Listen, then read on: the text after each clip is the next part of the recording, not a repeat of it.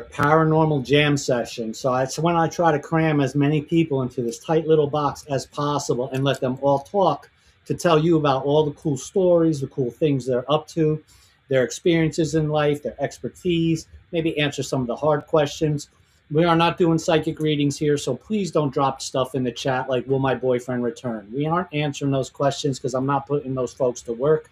You reach out to them on your own.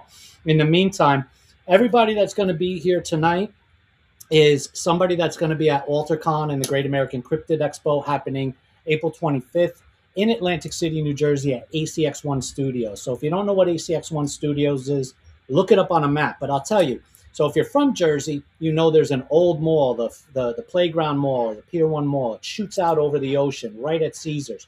We're inside that building. They ripped out the water fountain in the back and they made it this beautiful entertainment arena with a stage.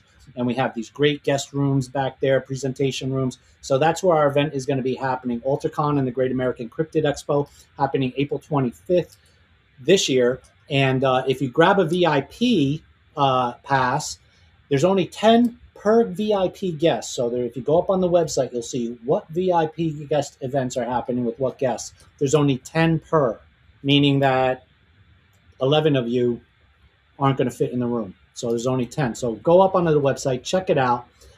We have some great guests here tonight that will be there. But before you do that too, check out my book. It's on Amazon right now. It's called Real American Graffiti. It is a book about mine and one of my associates, Tina Kraus, and our urban explorations and cemetery explorations. It's available hardcover, paperback, and ebook. Go check that out. There is no link here right now, and somewhere in here I'll hit a button to put that QR code up. But in the meantime, I want to bring my first guest on. My first guest, the world loves her. I guarantee this. Her name is Patti Negri. She is the Good Witch of Hollywood, but I'm going to spread, that's her brand, but I'm going to spread that bigger. She's the Good Witch of the world. So let me bring in Patti right now. Thank you so much, Eric. That is great. Just build me up. Absolutely. Absolutely. How are you?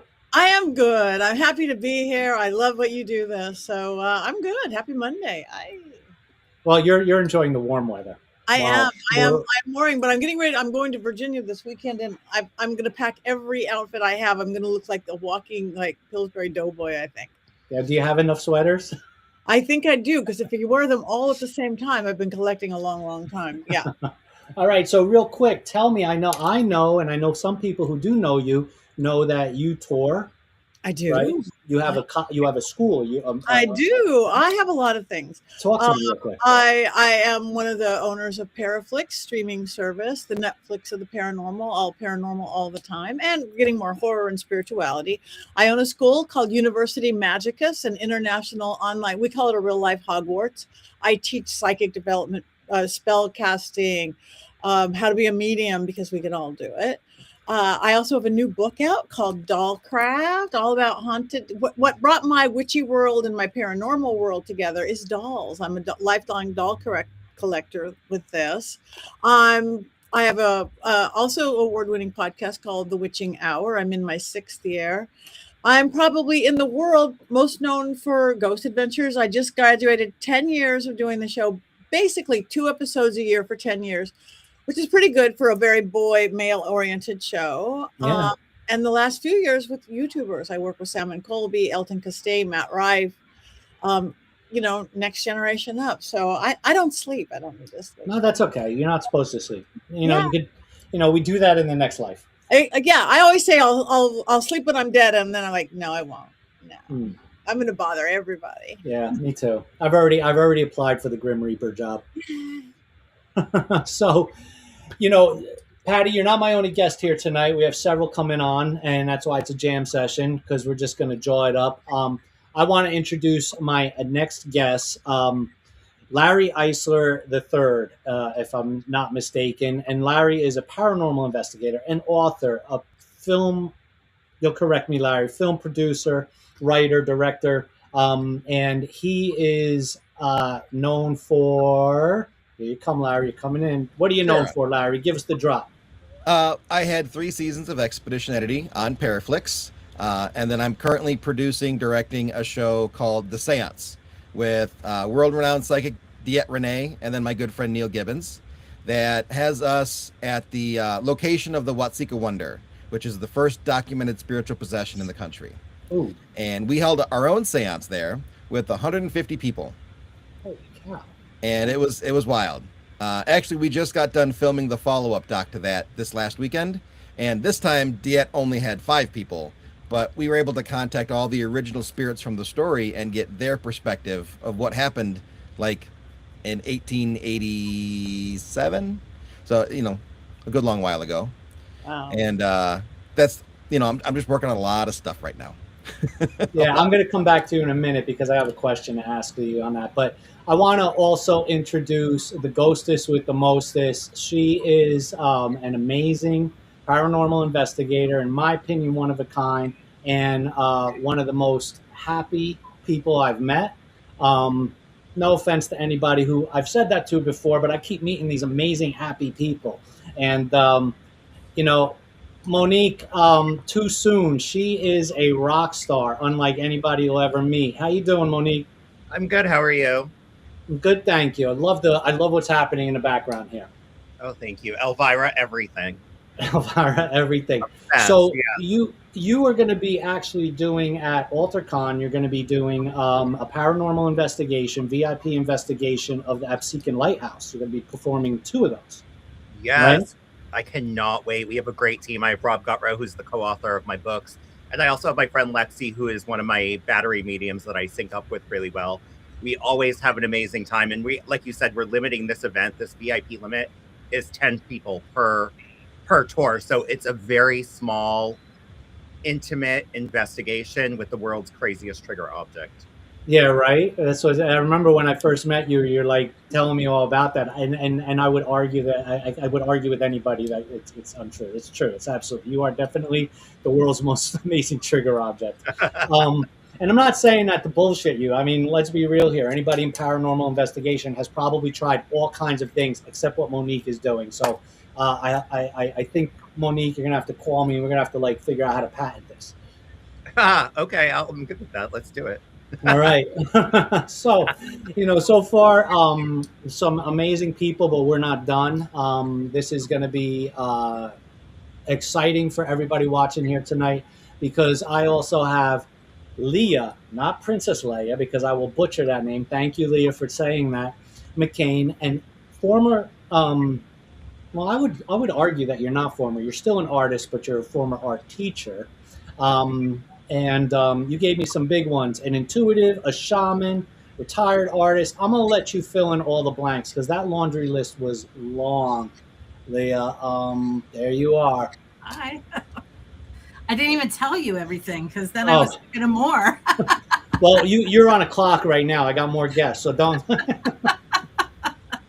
I'm also a paranormal investigator on the team Haunted Mafia with Larissa and Alan. And I'm an ordained minister as well. And so there's lots of tools in my toolbox. All right. So, and then also you're part of a group called, I just said it to you. Now I'm going. The Fates. Wow. Damn. Yes. That was a brain fart.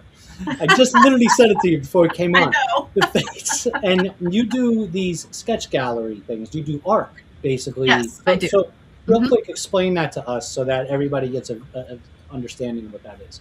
So the Fates work together. There's multiple readers, mediums that will conduct a gallery reading for those who attend. Whoever comes through, I'll be with Irene, and she draws as well. So we'll both be drawing, and we draw portraits of people that come through. We can draw any, maybe hits that we get that we can sketch down. So it's our art is coming through what's coming through from, the past loved ones that come. And at the end, then we'll be able to show our artwork, share it with the gallery, give it, if a person is like, that's my grandma, they get the photo or the sketch to take with them. So yeah, and that's what we're doing at AlterCon. Right. So at our So at AlterCon, our VIPs, our guests, and our exhibitors get a very special event just for them. It's a no autograph space. I mean, it's not a, you guys could do selfies, but if somebody wants to come in with a photo, we're not allowing it because it's a chill space, right? This is about an appreciation for you guys and what you do. If there's no you, there's no event. That's the reality. And you will be doing that for our guests, for our VIPs, and for our exhibitors that day. And we're really excited about that. How much is it going to cost me to actually, fix the game so I get a picture drawn just for me? Hey, I never know who's going to come through. Maybe I don't want that. Wait a minute. Sometimes you have them and they're like, one of them will just not stop until you so it depends. It depends who comes through. Sometimes we have people from the building or just passerbys come through. So that should be interesting. Yeah. Never know. So I'm going to bring on our next guest, Chris Brown. He is a medium, an investigator, an author. He's also an all-around another nice guy. I mean, I don't know what it is with the investigator psychic community. Y'all are just some happy people. I'm a very happy person. I'm a happy medium. They're vibing high on spirit. There it That's is. right. That's right. So I appreciate. Well, thank you for having me. Yeah, thank you for having me. This is awesome. So I'm going to jump back here to you, Larry. What's coming up for you right now that you didn't plug at your intro? Sure.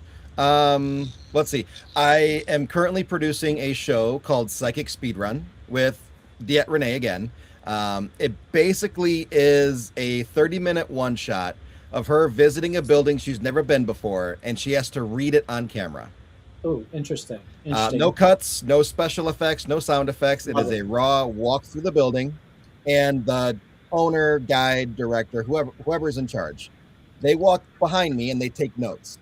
And then everything that she says, they're going to say whether that's correct or not correct. Nice. And I'll give you a hint for the first episode. We're currently in editing still. She's mostly correct. So it's kind of spooky. Yeah, I imagine. Monique, I know you mentioned your book. Drop that again. Yeah, so I'm on my third book now, but I just released my second one. The first one is Haunting of Emery Estate.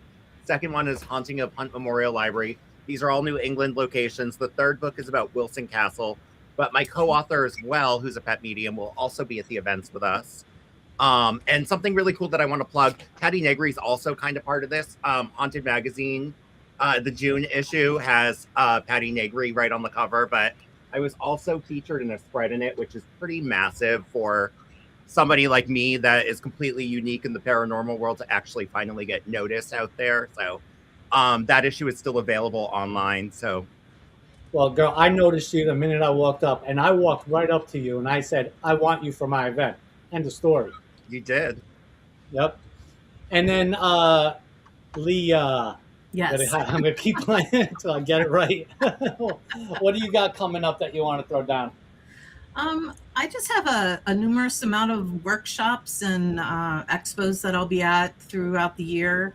Some of the workshops I do are not just psychic workshops, but I do some like manifesting with the moon and crystal grids. I do workshops on angelic connection and meeting your guardian angel and your guides. I do group Reiki sessions. So there's a lot coming up throughout the year. So I'm very excited. Some new opportunities for me. I'm kind of expanding. I'm finishing a book. I'm almost done. Working with angels and healing with the help of angels. And just have tons of stuff coming up, going on. So it's just an exciting year coming up. Okay, Chris, what's going on with you? What's your latest and greatest? Where can we find you? What are you doing? You got a book? I have two, actually. So my first one's called I Fucking Knew It. And my second one is called The Untrained Medium. The first one is kind of more about how I just kind of came up in all this paranormal and just discovering myself as a medium. The Untrained Medium is more about my struggle with mental health and drug addiction and how I overcame that by becoming a medium and finding out my abilities to be able to do that, and just hopefully helping people that might be in a similar situation. So if anybody is concerned about, having some troubles with mental health or drug addiction, know that you can get through it, you can get past it, and you can heal from it, and ultimately heal others. We got freeze. All It right. is freezing up here in New England. I have 2 feet of snow where I am. So, are you back, Chris? Oh, he's still frozen. I think he's in Maine, which is north of me, so he probably got pummeled too. Yeah. So, I think, I told you guys I start off with a hard question, and generally an ugly question, more or less. And I kind of want to tackle that mental health question, right? Because we see a lot of stuff, and I'll say whether it's YouTube and whatnot, and people immediately go into these cases where somebody is claiming they have a spirit in the house, and it might not be a spirit. So it might be they may have some issues. So we'll start with you, Patty. How do you sort of like discern that and deal with that situation when you run up against it? Yeah, you really do have to be careful, because even though like we work as coaches and we're investigators and we're readers and we do all this stuff, a lot of people really do have mental imbalances and things where they need more help. Not saying they do or don't have a demon in their closet, but we have to know what our limit is. I work with people all the time. It's like, this is really great, and I can help you here, and I could do this for you, but you might need more help. And we have to, it's a success. It's not a failure to do that. It's just really important, because the world's kind of messed up right now. The world's on edge right now. Nothing is in balance. So what I teach people, I have these 30-second balancing exercises, like run your hands underwater. Oh, that's for your emotion. Oh, do these breathing, do this, hug a tree if you have to. I think if we could get ourselves back in balance, we could at least see the reality to what is a real mental issue, to emotional issue, to the demon in the closet. Yeah, Larry, same question for you. Back when we were doing residentials a lot, we encountered it quite a bit. People that you could tell talking to them were probably a little behind on their medication. And, you go in there and you're like, there's nothing going on. But how do I explain to this person that what they're experiencing isn't, the spirit of the previous owner or what they're seeing? It's something else. And we had one case I remember where, we just said, hey, we put some salt down, put some St. Michael's medallions down, everything will be okay. And that person probably called us for 3 months straight, nonstop, over and over and over again, about the new ghost, about the new spirit that's there. And it's just like, I can't keep doing this. So because of stuff like that, we actually stopped doing residentials. Oh, wow. And I got more into commercial properties or museums and stuff like that, because it's just easier. And to be perfectly honest, it's also a lot safer for us. Yeah. Yeah, Monique, I'm going to keep driving this question down the pipe. Yeah. So I personally tend to stay away from residential as well, or places where I'm afraid I'm going to have to deal with people's mental health, because I am by no means an expert like everybody else is in this world on Facebook. So I tend to stay away from the mental health of other people and deal with my own mental health and stay in my own lane. I have done a few home clearings with friends that are mediums. I tend to be more of a tag along, and I let them deal with the big stuff because I am not that person. Understood. Leah, your take. I don't do a lot of residential work either. I do some home clearings, depending on if I know the person or if they're recommended to me. But as a health and life coach, it's not even about the paranormal. I get clients that I do refer to, because I have them sign contracts with me when we first start working, that I'm not offering medical advice, that I'm not a doctor, I'm not offering therapy or counseling, but I will recommend to them that I think you need to get, psychiatric help. I think you need to go talk to your family doctor. So I do refer them if I feel that is necessary. So, and even people that come for energy work, like I'm a shaman. I've worked with people who have had entity attachments, things like that. but it's different when they have a mental illness. You can kind of pick that up. Like Larry was saying, you kind of know, something's a little off. Like, we're not doctors. We don't know that. We can't diagnose. However, you know whether or not you need to recommend, that maybe they need to see a professional. So that's kind of my take on it. I will recommend to different clients, to seek professional help.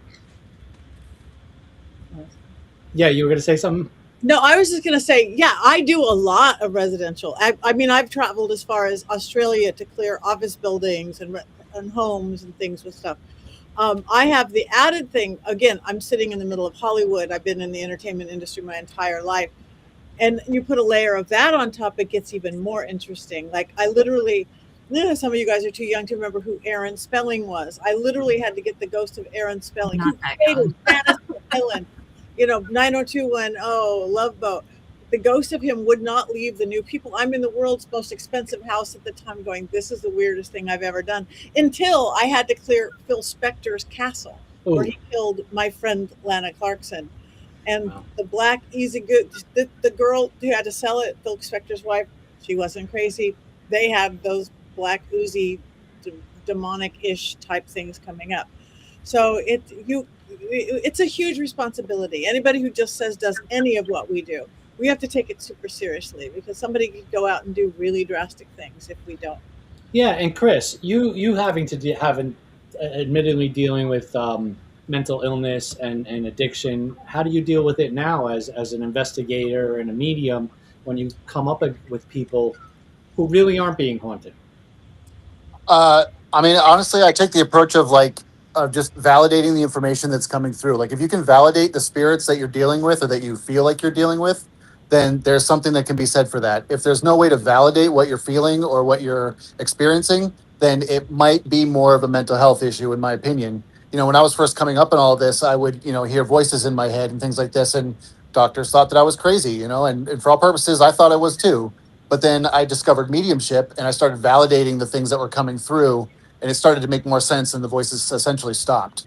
So that's kind of how I deal with it, through the validation of things. If you can pinpoint it, you can and verify it and validate it, then I think there's merit to it. If not, then there's something that maybe mental health professionals could maybe help you with more than somebody who does spiritual work or investigative work. Sure, that makes sense. And then where do you go? Where do you go in all of this when again, I have a fucking problem, and I'm a marketing guy with all the clickbait on YouTube. The demon in my house. The demon almost killed me. I was almost possessed. Blah blah blah. Everything's a fucking demon.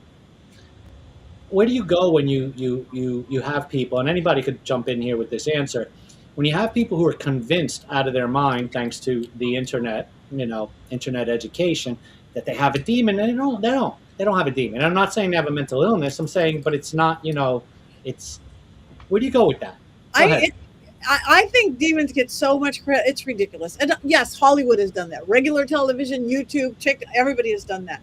I think literally 99.9% of people with his demons, just a cranky ass ghost. They in life, and they're cranky in the now. At best, they're a demon wannabe. Yeah, I'm a demon. Screw you. Yeah, it's like, please. And on that rare occasion, it really is a demon. It's a whole different story. Yeah. I mean, it's like, it's ridiculous. Everything's a demon. No, that's my dog. It's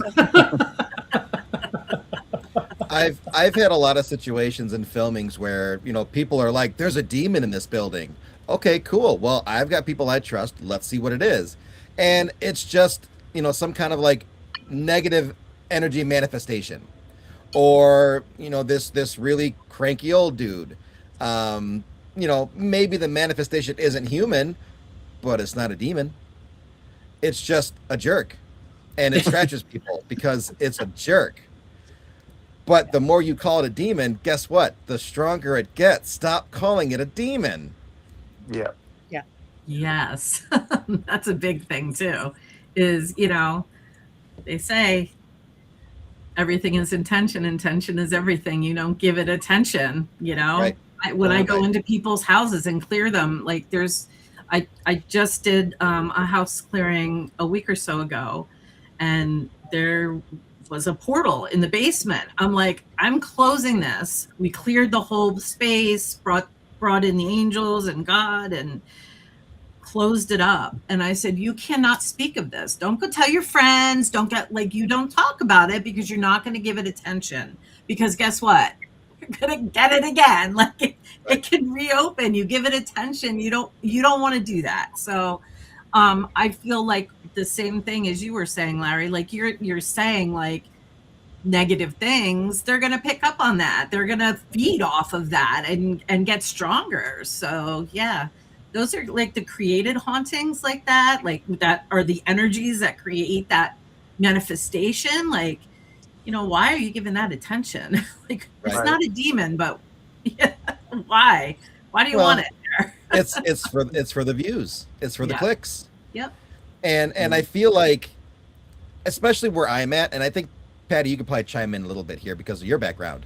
It's harder for people like me and Patty when we're trying to be on the entertainment side, because we get lumped in with those people. And it's like, oh, well, that video I saw on YouTube where everything was a demon and this guy got scratched off camera, but it's a demon scratch. They make us feel like, or they think that we do that too. And it's like, anything that I produce is as raw as humanly possible. Like, that's just how I want it. If I was investigating, I don't hear a soundtrack. I don't hear a whoosh coming up right before something happens. But it gets tough because you get lumped into those fakers category. It's funny. We're producing a horror film, and it's a part POV, part found footage type of thing. And we're talking with the producer and the writer, and my biggest problem with a lot of like found footage film is the failure in physics in found footage, like the way people run, the way people move a camera when they're running for their lives. You know what I mean? Like this with the camera. Yeah. No. So this camera should be doing this. So we were talking about that, and and the producer Steve says, no soundtrack. There's no soundtrack to a found footage film. And it's actually, the same thing. The more noise floor, the better. You want that buzz and that hiss in the bottom because that's what would really be there. Yeah, you want that. Yeah, you want the real noise. You want the real environmentals. You want that. Anyway, Monique, let me hit you up on that question about demons, and the world of, and so where do you land on the good old fashioned evil bastards? I feel like I am the demon of the paranormal world. I feel like I'm the person scaring the shit out of other investigators. So I personally have never come across anything I have felt was demonic. I have come across some cranky ass old men, some cranky old women. I've been in mental hospitals, prisons. I have never ran out of a place screaming. I have never come across anything angelic or demonic. I'm not religious. I don't believe in, heaven and hell and all that. So for me, it's just like cranky ghosts and happy ghosts and non-human energy and blah, blah, blah. So for me, demons, cranky old men, I've never gone I've gone places that they've said are demons. Never come across anything that I felt is demonic. Yeah. Let me ask, I'm going to go into this non-human spot for a quick minute, and I'm going to direct the question to you, Christopher. I mean, we see and we hear a lot of the whole shadow people thing, and there's theories on what they are, whether they're jinn or they're interdimensional creatures, non-human entities, whatever they might be. I mean, where are we going with that? Is anybody or have you had any experience and who's really deep diving that stuff? As far as like shadow people go? Yeah. I mean, I've seen them. I've definitely come across them. I mean, I actually, the only footage I've ever caught of paranormal activity on my phone was at the USS Salem. And it was a shadow person literally poking its head around the corner and looking at me. And I didn't even see it in real time. Somebody else was looking at the footage afterwards and was like, who's at the end of the hallway? It's like, what are you talking about? I look a little deeper. I'm like, oh, fuck. Like, there it is. And it's like, I get goosebumps just thinking about it. But, as far as what they are, I'm not really sure. I would say I don't know. For me, it elicits an emotion of fear and anxiety. So I think that's what it kind of feeds off of. And I've actually had one follow me home. I woke up one night. I literally opened my eyes. It was at the foot of my bed. And at first I was scared. And I was like, oh, shit. Like, what do I do? What do I do? And then I was like, wait. If this thing wants fear and if it wants me to be anxious, then I should give it the opposite. It will reverse psychology. So I said, oh, I was like, thanks for following me home. You're such a good, whatever you are. I was like, you're just trying to make sure that I got home safe. Thank you. I love you. I appreciate you. And it literally recoiled and went away. Yeah. So I don't know what that means or why that means that, but I just think because it doesn't vibe with that vibration, it doesn't go with love and light necessarily. It didn't want to be around it. So that's what I tried and it worked. So do you think that these shadow entities are ghost spirits as we know the dead, or there's something else?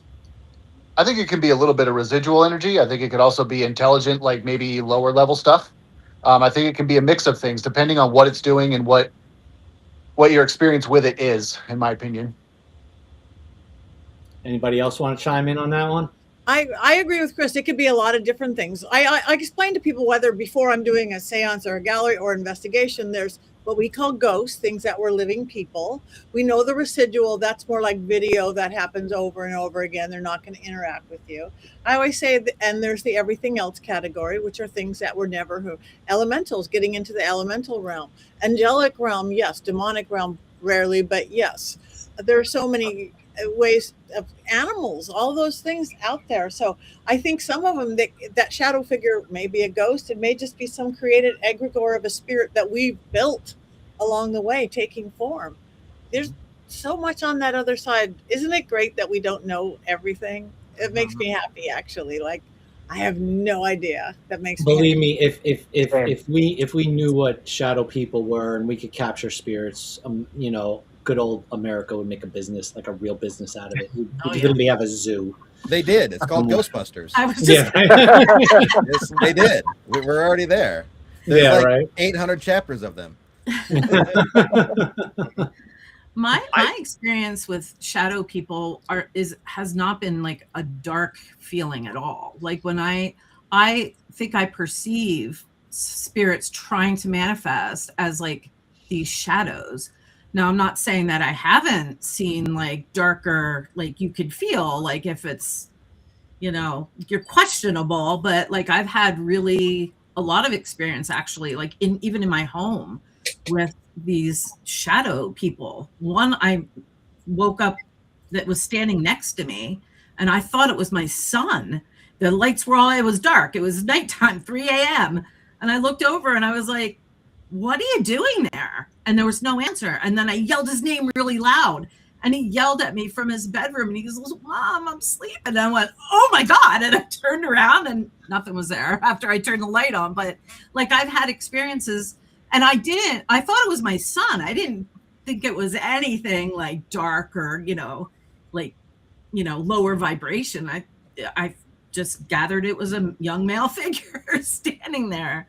But yeah, but like you said, Patty, about like egregores, things like that, I've seen those. Like they're just dark forms. I don't see them as humanoid forms, but just the kind of dark, shadowy things. So, yeah. Yeah. Any experience, Monique, with shadow creatures? Shadow people, kind of a little bit. Nothing caught on camera, but in hospitals, I've seen that a lot. Like Sweet Spring Sanitarium, I definitely shadow people in there. But one thing I've always noticed too is this is just a pattern I've noticed in a couple of locations where I've gone where people have claimed like demonic vibes too. I've noticed that a lot of that vibe is more elemental than demonic. Elemental tends to feel stronger and a little crazier, like Hinsdale House, Conjuring House. There's definitely more going on there than something demonic or nasty. It's definitely land related, and there's a heaviness to it that doesn't feel like anything you feel anywhere else. Well, correct me if I'm wrong, but aren't elementals pretty much sort of this neutral ground? They can be sweet or they could be real assholes. Most of the time, they're assholes. Most of the time, they're assholes. I don't know. With them, I've had good positive ones. I've seen lots of positive. I'm an elemental witch. I work with elementals a lot. I mean, they're wild a little bit, like the Fey realm and all that. But there's positive. And I think most ghosts are positive. Like most people are positive. Yeah. You go to a baseball game, you go to a mall, you go to a school. maybe there might be one serial killer in there, but most people aren't nice. I think ghosts are. It's just we do that thing. It's the demon. We have to go to the Yeah. scariest places. Well, I mean, let's face it. That's what sells. Excitement sells. Adrenaline rush, dopamine, all that stuff sells. I mean, you said at the top of this was, the world is imbalanced right now. But the reality is if you look around your neighborhoods, you know what I mean, and you talk to your neighbors and this and that, everybody's pretty much low key friendly. Everybody's happy. Everybody's cool. You're not running up against a guy who's waving a flag in your face. That's a rarity in reality. We just get it.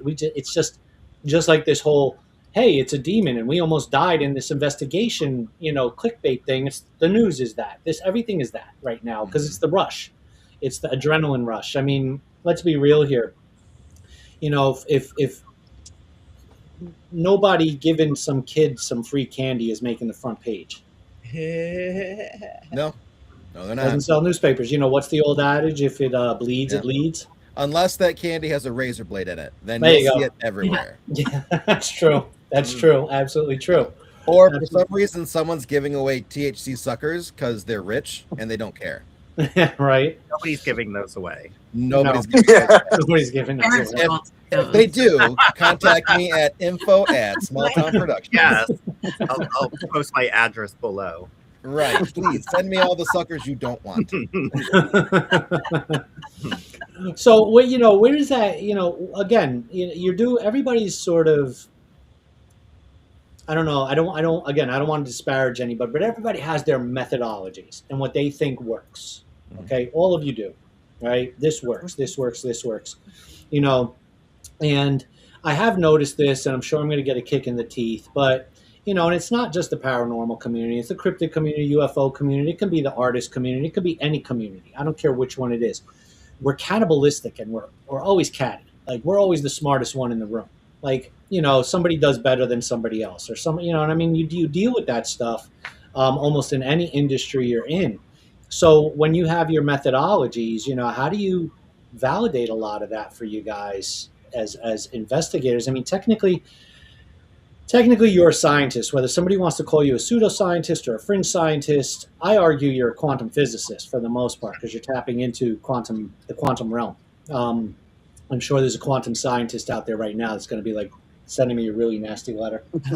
So how do you quantify your methodologies? Because it may not be the same as Larry's or Monique's, but how do you quantify and qualify? I stopped caring. That's perfect. I don't care. Yes. When I got into the paranormal, it was all science and numbers and colors, and I gotta prove I don't give a shit. Most of the time, when I communicate with spirit, it's with a spirit box or a speaker or dowsing rod. I don't use the rod; somebody else does. I don't care about the science. I'm here for the conversation to tell a story. I really don't care anymore. I don't care. That's where I like the tech. I am not the tech person. Dowsing rods are as tech as I get, but I like the proof is in the thing. Like I've been doing this since I was 7. I might go, oh my gosh, at the end of my table, there is a ghost doing jumping jacks and kicking their left foot extra high. Jumping. You believe me or you don't believe me? Fine. But now there's a guy in another room who can't see or hear me with an SLS camera, and the little green stick figures are doing jumping jacks and kicking their left. It's like, yes, exactly. That's what I'm seeing. I like that, the confirmation of our woo-woo world with what tech is doing. That, to me, the best part of tech. Mm-hmm. Yeah, no doubt. Absolutely. I agree with Patty 100%. I'm an equipment nerd first. I've been an equipment nerd forever. I've only recently started playing with this gift of mine. My co-author calls me a medium rare. I'm learning from Patty's classes that she sent me. And literally, I love it when something touches me, messes with me. But I will tell you, the reason I call myself the world's most unique trigger object is because I can go into a location that everyone else has ghost hunted, and they really have no clue what the hell to do with me. The spirits are so confused that they are being given this thing that they don't know what to do with.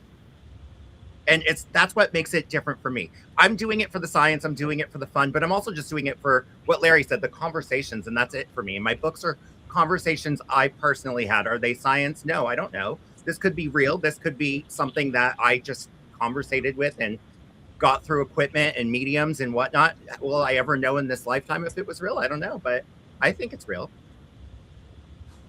I think the mandatory pursuit of finding out is actually slowing a lot of people down.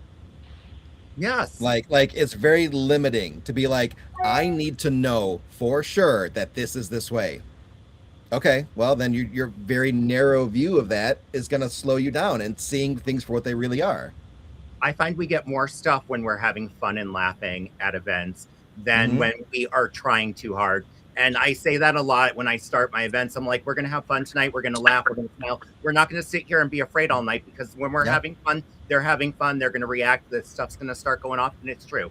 I feel like positivity and fun feeds it more than. I'll give you a great example of that. I was filming this last weekend for the Seance Part 2, and I'm on the keto diet. So I'm very unhappy with my food choices. And, because we're filming and I can't go and get pizza and all this stuff, I pre-make meals. I have a taco bowl. But I use cauliflower rice. And I know, I saw that face. I know, it stinks. It doesn't taste good. But, when you cook it, it stinks really bad. So, while I'm under Estes, laying in this bed, one of the other investigators starts cracking jokes about my cauliflower rice, and the spirits join in. Mm-hmm. They don't like the smell either. And I'm just spitting words out. I have no idea what's going on. For 22 minutes, they're making fun of my food choices and how they wish I would have made a burger instead. Mm-hmm. So you're the fish guy in the microwave at the office. Basically right now. I guess. But it's like, I can't have carbs. It sucks. So but like Monique said, it was funny. It was hilarious. We got an EVP one of my first times going out in drag, where a ghost went right through a spirit box, loud, clear as day. It's on TikTok. He's a lady. Like, legit called me out for being there in drag. This was my first time ever going out in drag. And that's when I was like, okay, I'm doing this every time. Because the ghost is making fun of me. Wow. That's a great response, though. Yeah. Lady. And I'm like, it's true. Yeah, but it's unique. So that's that different, perspective on, or that different methodology. And it's funny because Dave Olcott, hey Dave, big shout out. He basically says, if you're using the scientific method, which works, and whatever works and whatever doesn't work, you're still practicing science no matter the job title you hold. So yeah, I mean, that falls with me. No matter whether you care or not, you are practicing a form of science. Especially when I said this the last time we did this with some other guests. Quantum physics is proving a lot. It's proving a lot. I mean, there was a whole thing about, and I can't remember when I read some article about, portals exist and quantum physics proves it. Type of article, right? Same thing with like wormholes and stuff like that. So once you have a valid science talking about things you guys have been talking about for 200 years, you know what I mean? It makes what you do science, even if it's not a recognized science. You know what I mean? If I was forced to choose a science to represent me, I would choose a social science like psychology. And that's why we have parapsychology. Other things get lumped into it, but it's really about, like psychology, speaking to somebody. They just happen to be dead, and you can't see them. Yeah, well, I got to throw this up because I think this is a great comment. I love it. Hi, Tabitha. Quantum physics is catching up. Yeah, it is. It's definitely, we're in a place, but I think the nice thing about quantum physics is it's going to validate a lot of what people have been saying since, as far back as you can remember. And I think that's important for the paranormal, supernatural, whether it's cryptid or it's UFOs or it's, spirits, because it's always been looked at with a conspiracy eye, or oh, you're all fucking crazy, or whatever. And now it's getting harder and harder to argue. You know what I mean? You can't just lean on religion to say, oh yeah, there is an afterlife, and then just be like, oh, on faith, because there's people who don't have that. But now more, you guys catch evidence, EVPs, thermals, whatever you're using. And you're going and you're saying, hey, look, this is real, and we have this, and you believe it. You don't give a shit. You believe it 100%. But the skeptics or the other people out there that just need that little push, thank you, quantum physics. You know, gets harder to invalidate what you guys find. And I'm that person. I'm that person that is looking for every reason on God's green earth that it wasn't a ghost before I settle in, because I want to believe it is. You know what I mean? I want it to be the ghost, but I got to make sure that I'm not, you know, just jumping on that, oh my God, the demon almost killed me, clickbait. You know, I'll tell you a quick story. I had a house, very haunted house, very haunted, and it's got stories upon stories upon stories. So I'm sitting there with my girlfriend at the time, and she just moved in, and she knew the house was haunted, but she's like, is there anything in the house? And I said, yeah. I said, the house is haunted. And I told her some of the stories, and she goes, are you sure? And I said, look, I said, I said like out loud, prove you're here, do something. And I had a picture of my son and his best friend at the time sitting on a wall framed, and it was on a J hook, one of those actual picture hooks that are a J. So you had to lift it off the wire because it had a wire back. So you had to lift it off the wire to get it off the wall. The thing came down.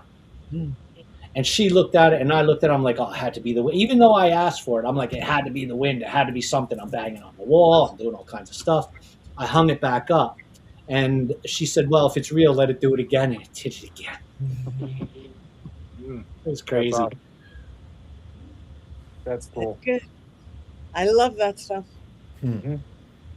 So Tabitha, run that back again. Why don't Tabitha says, why don't you trust what you're feeling or getting? Are you talking to me, or because nobody said that but me? You know, who's that directed to?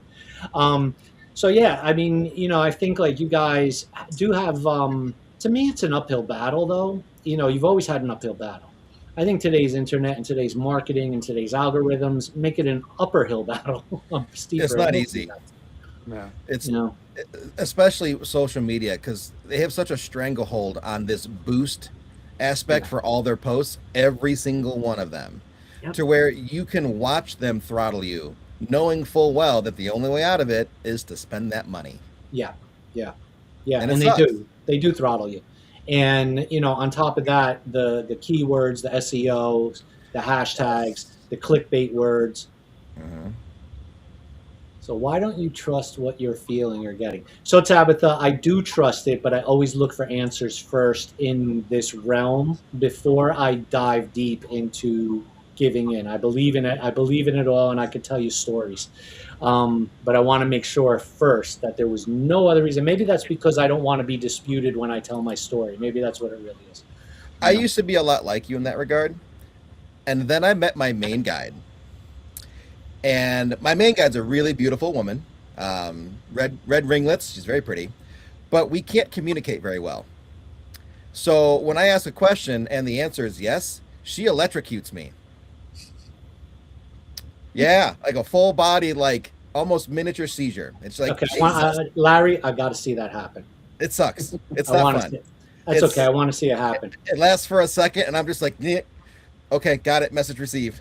I want to see that. I got to be. Let it go. Just trust it, because it's going to keep happening otherwise. Yeah, we all have languages. I teach that in my mediumship. I mean, we all know the obvious. Ooh, I got the chills. I got the goosebumps. That's always a confirmation. But everybody, it might be their left ear. They might get electrocuted like you, Larry. That's a tough one. Nausea is a common one. It's like I teach people to start to learn your language. Every person's going to have a slightly different spirit language that they learn. And the more you learn it, the more you can really communicate. Yeah. I need a spiritual Duolingo. Please help. Patty. Yeah, all right, so maybe that's where technology comes in. We need to take the spirit box and make it now integrated with Duolingo and see what we can make up there where now you can, you know, speak their language. So listen, Patty, I don't want to bump you off, but you said you had a 45-minute window. I do. I will leave. All right. Bye, Patty. Thank you, guys. So good to see you. Where are we finding you on the web? PattyNegri.com. From there, you can get to all my social media. You can get to my podcast. You can get to my school. You can get to Paraflix. PattyNegri.com. Please like me, follow me, like all these guys, follow all these guys. The algorithms or whatever that stuff that I don't understand any of it. But I can't wait to see you all. Thank you, Eric. This was a blast. I am looking forward to AlterCon with you. So, you know, So Yes. I definitely, I'm going to get my own private session with you. You betcha. All right. Bye, guys. Bye-bye. It's late to leave. Bye, Thank Patty. you. Bye, everybody in the chat room. Bye. So, Patty, thank you so much. And I want to bring in, let's see, did Patty jump? I want to bring in Kara and Gail from Nine Lives Paranormal. They will be also at this thing. There we go. Also at AlterCon. Hi. And so, Kara and Gail, I'm new to you guys. I just met you this year with AlterCon and everything going on. And before I jump into you, I want to say thanks to John and Rick and Genevieve over at the Pollard Keyport for this introduction. So I'm excited that we have got to meet through them. So tell everybody what you guys do. Well, we're a paranormal company, event company. We have events. We're getting ready to do our third Paracon. We're authors. And Kara also sits on a panel of exorcists. So we pretty much cover everything. Yep. We do home investigations, we do events, we, name it, we've got a finger in the pot for it. So Okay, and Monique, you have to jump too. I have to leave. Unfortunately, I have 5 podcasts tonight. So where are we finding you? MoniqueTooSoon.com. Everything Okay. is there, and AlterCon at the Absecon Lighthouse. I said that wrong. It's all right, Absecon, Absecon, you know. Absecon. Oh my god. Well, you're not from New Jersey, so you wouldn't lose your membership card. No, but I will be there in February at the Ritz Theater. Which Ritz? There's a couple. I don't know. Jersey. you're the one in you're in Haddon, Monique. Okay, sounds good. That one. Thank you for having me. It was nice to see you all. Great to see you, Monique. Thank you. MoniqueTooSoon.com. So yeah, I'm sorry for that. Go ahead and run us again through what you guys are besides your events. You do events, and you have. We do events. We do paranormal investigation. Like Gail said, I sit on an exorcist team. We do meetup groups for paranormal investigators in the area, and we're authors. So yeah, like I said, if it's in the paranormal realm, then we try and put it on our slate of things to do. We take people around. We raise money for charities and different historic events. And historic places. So We got our books. Our first was Out of the Darkness into the Light. And it's a little bit about our experiences in the paranormal and how they affected us personally.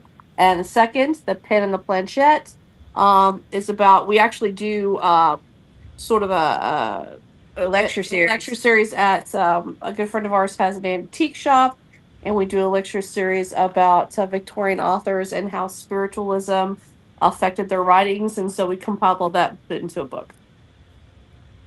So let me ask you a question. How long have you guys been doing that? I'm going to ask you, and I'm asking all of you to answer that question. How long have you guys been in? in the inn? So as far as investigating, I'm actually from a little town in Missouri called Joplin. I moved here a little over 6 years ago. And in our family, it was not unusual. The Missouri Ozarks are so steeped in lore and the paranormal and folklore. So we would, like, on a weekend for entertainment, we would all pile in the car and go to the Spook Light in Hornet, Missouri, which was a light that would appear on the end of this road, and everybody went to go see it. It wasn't odd; it was what we did for entertainment.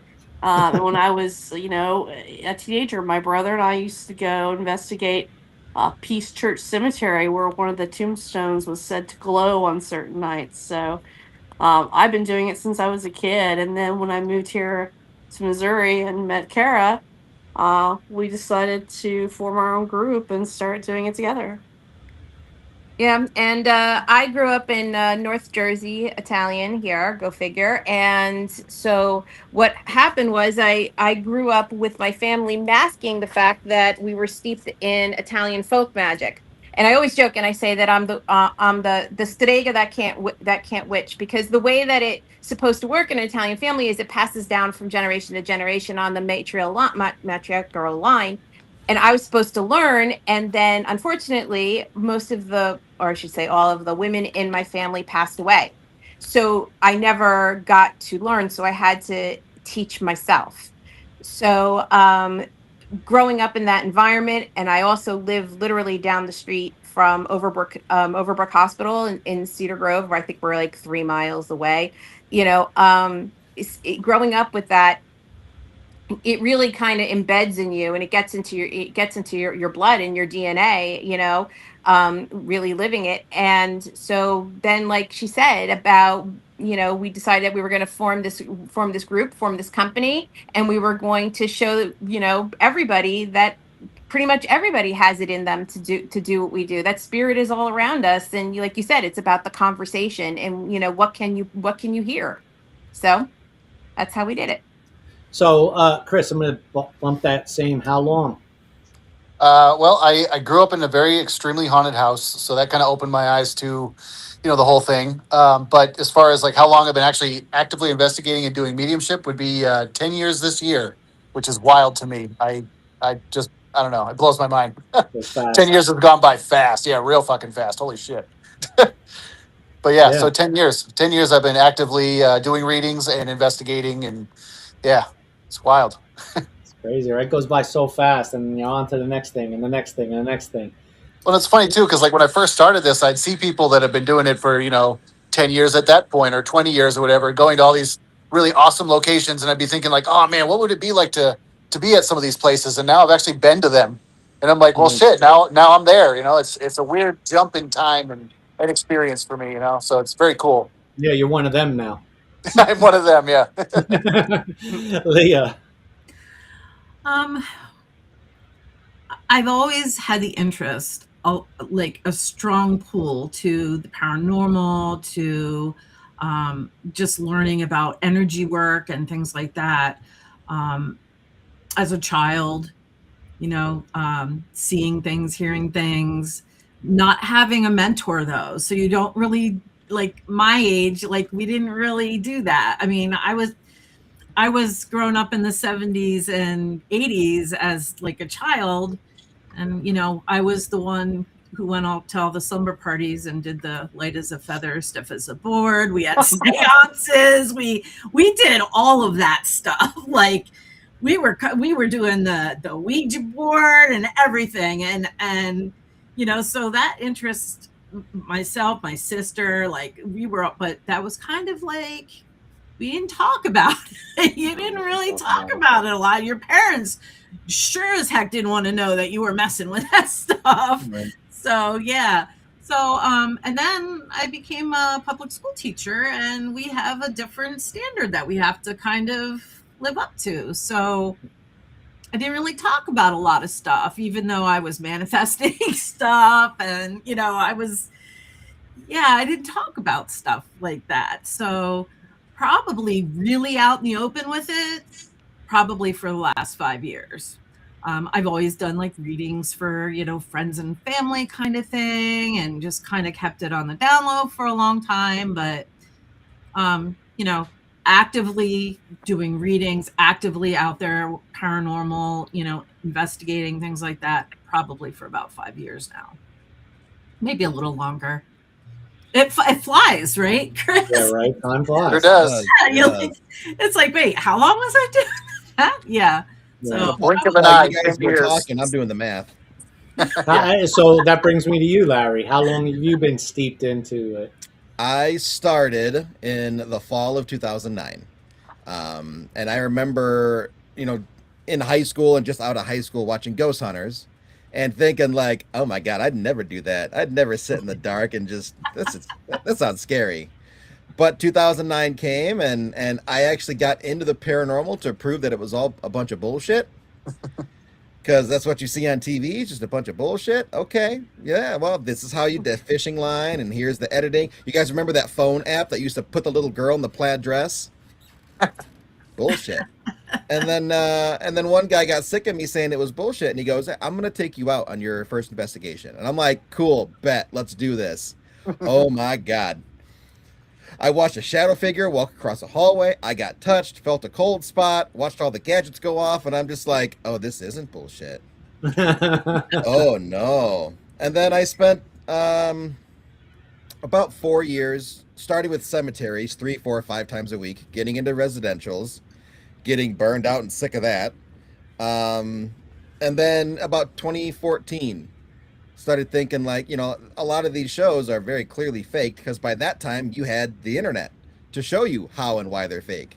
So, me and my partner Dan were like, we could do a show better than that. And I'm still filming the paranormal. So, there you go.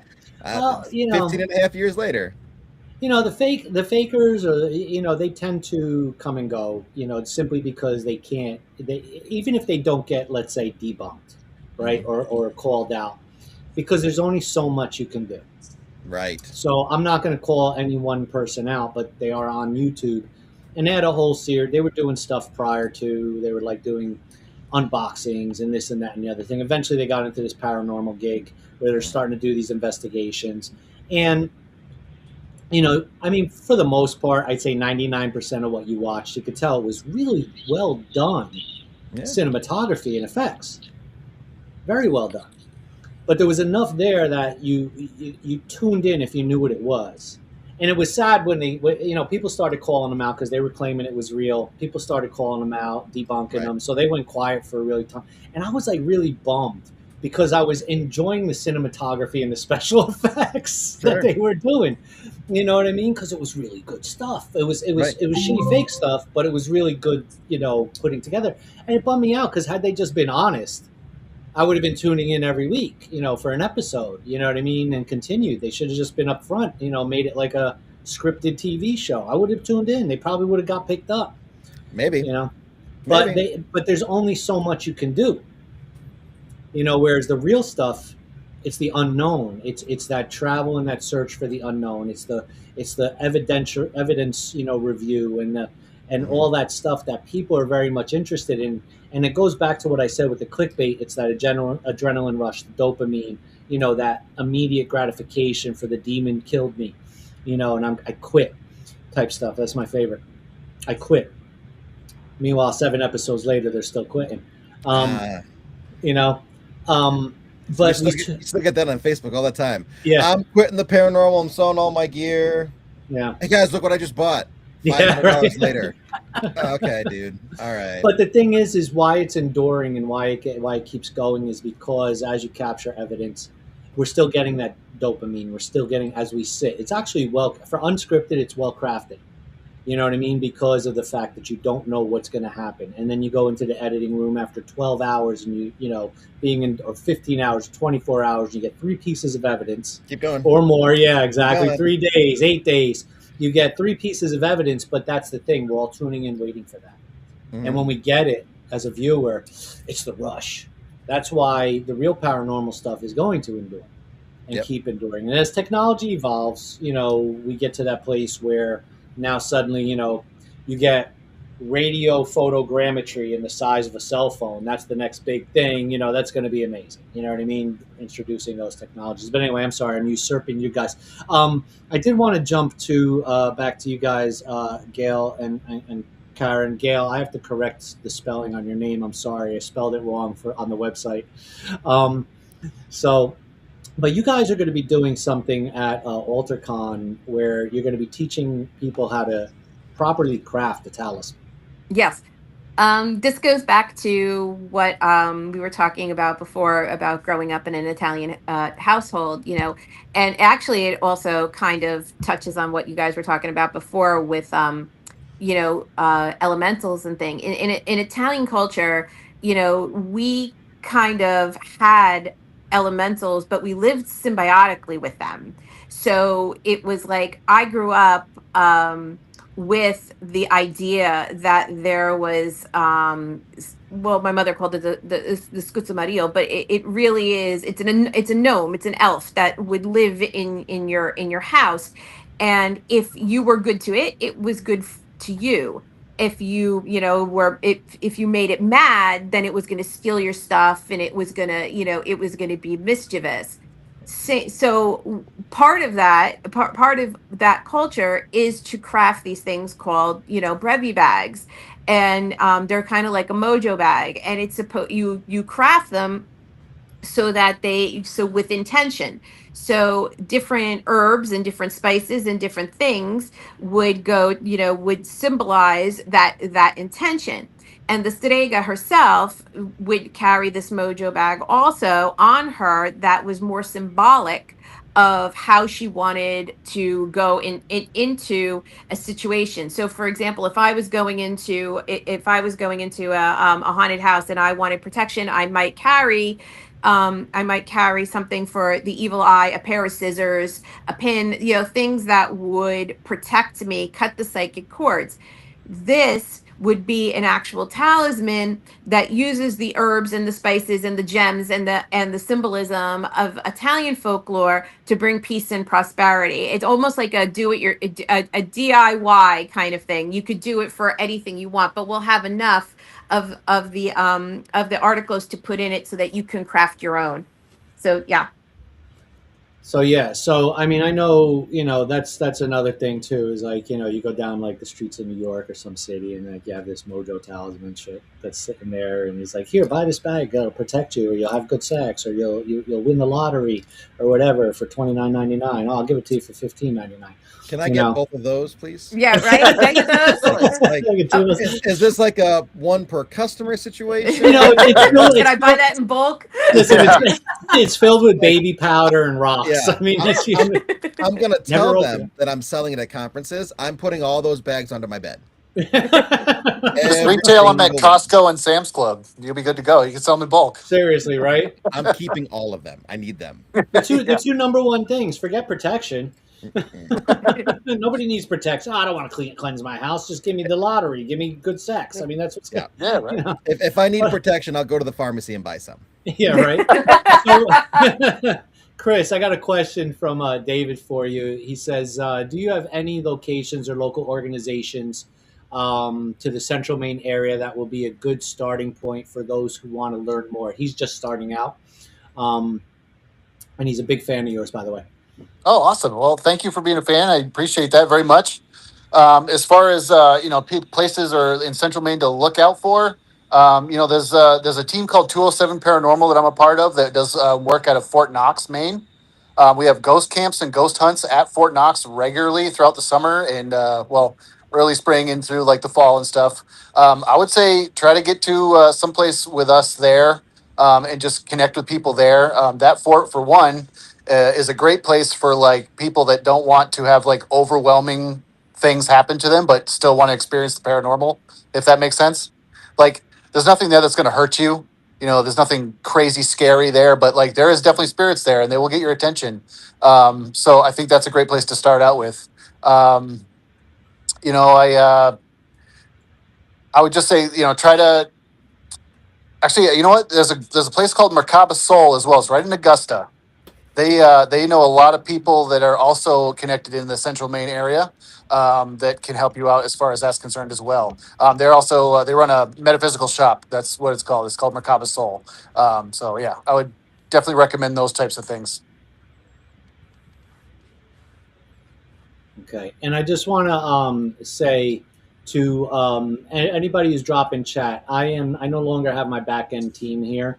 As I dropped in the beginning, I'm so proud of her. She started her own business, so she left me. So now she left me solo. I miss her, so I can't chat with you guys directly. So I try to read them as I can. So please forgive me. I'll eventually have somebody on the back end of this again one day. But I just wanted to say thank you guys for chatting. Larry, you said you have to jump. So let me know. Let's get the community to find you. Where are they finding you online? The easiest place is Facebook with that name. I got the blue check mark, so that's where most of my stuff is. I have an Instagram, Ghost Hunter Larry Eisler, TikTok, YouTube, which is still new. I've got like 50 subscribers. I'm working on it. It's a process. But just go to Facebook. That's where I'm at. All my stuff's on Facebook, my conference schedule, all my investigations, my filmings, behind the scenes stuff. It's all there. And I believe, Larry, we have you booked for our Wicked Garden Film Festival, if I'm not mistaken. You do, and I'm excited to bring a little bit of the paranormal to the film festival because we film a little differently. Okay, so it's like dark, spooky reality TV. We're excited for that. As we get through the next couple events, we'll pick up production on that again. So we'll be in touch to talk about the screenings and all that stuff and what we want to do. But we're really excited. Did you want me to screen something there? It's up to you, man. I got the space. I got some fun stuff. Yeah. I got some fun stuff. We'll definitely we'll talk about it. Hell yeah, that sounds good. So Larry Eisler the third on Facebook, blue check mark. Definitely not the fake Larry Eisler. We want the real one. No, there's a few of us, but they're all related to me. So you want the three. You want the three, the one with the three and the blue check mark. That's right. That's how you find me. Well, all right. Well, Eric, thank you so much for having me on here. This has been a blast. You guys enjoy the rest of the show. Have a good night. You Take too. care, Larry.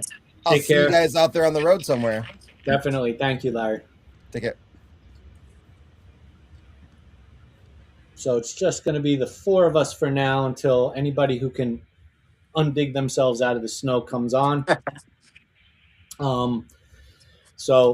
But I do appreciate you guys being here. And again, folks in chat, please bear with me. If you have questions, ask. I'll get them up. If you have comments, please. I'm trying to read everything while I'm also enjoying hearing myself talk. So, Leah, I want to jump over to you real quick on this. I want to understand the connection between, because you said you're a Reiki master, right? And I tend to not really hear that in the paranormal circles I'm moving in recently, where Reiki, I always see that more on that spiritual side of like, maybe people are looking at Taoism and Buddhism and Reiki sorts to get in there, feng shui. How do you align yourself in that, in the spiritual spaces of the paranormal, or is that something sort of you keep separate? Talk to me about that. I think it's all connected. I think it's all connected. It's spirituality.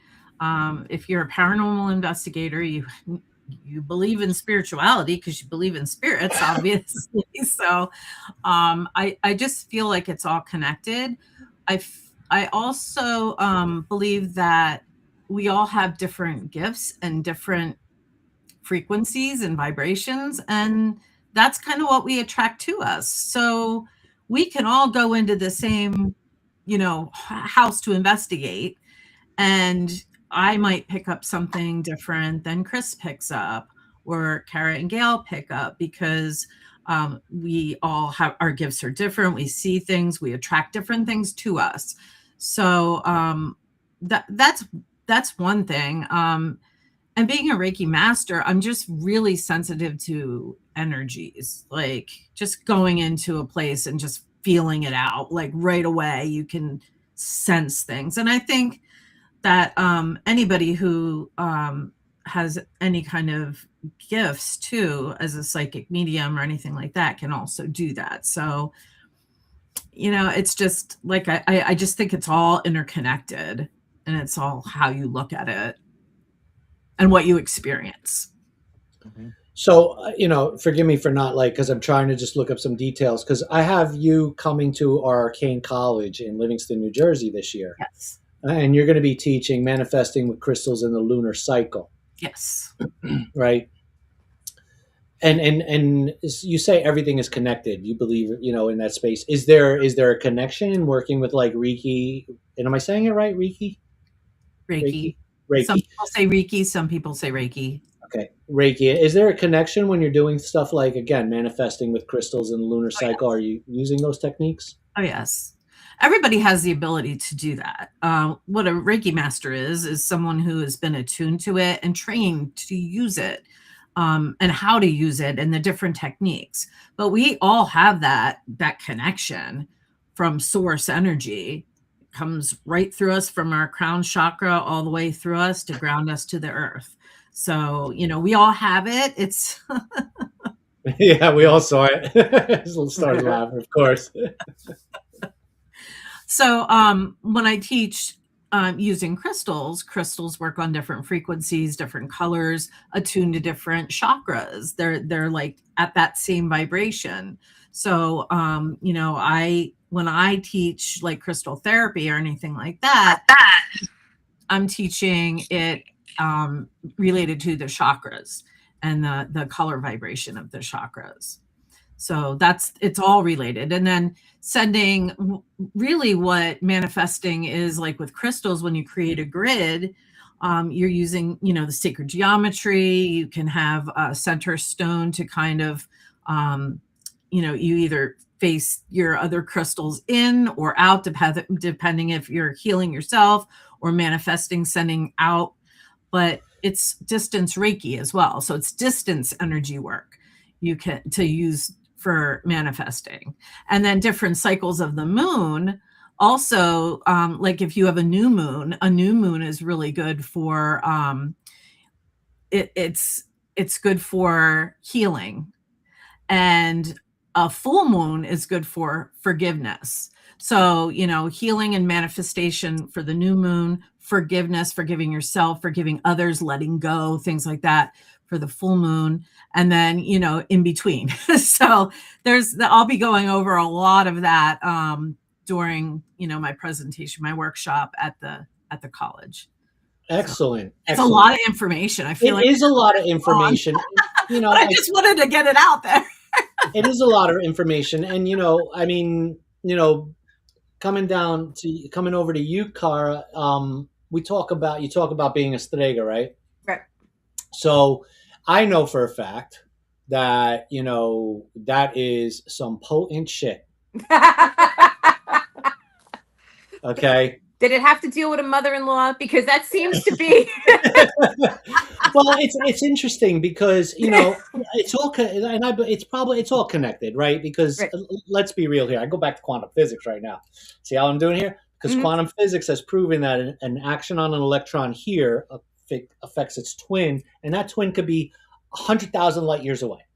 Yeah. So it's all connected. It's all connected. No questions, no ands, ifs, or buts. And so you're doing, again, as an Italian witch, and be very careful, folks. Don't fuck with an Italian witch. I'm just saying, because when she does this on you, you better run. I would say don't fuck with Italians, period.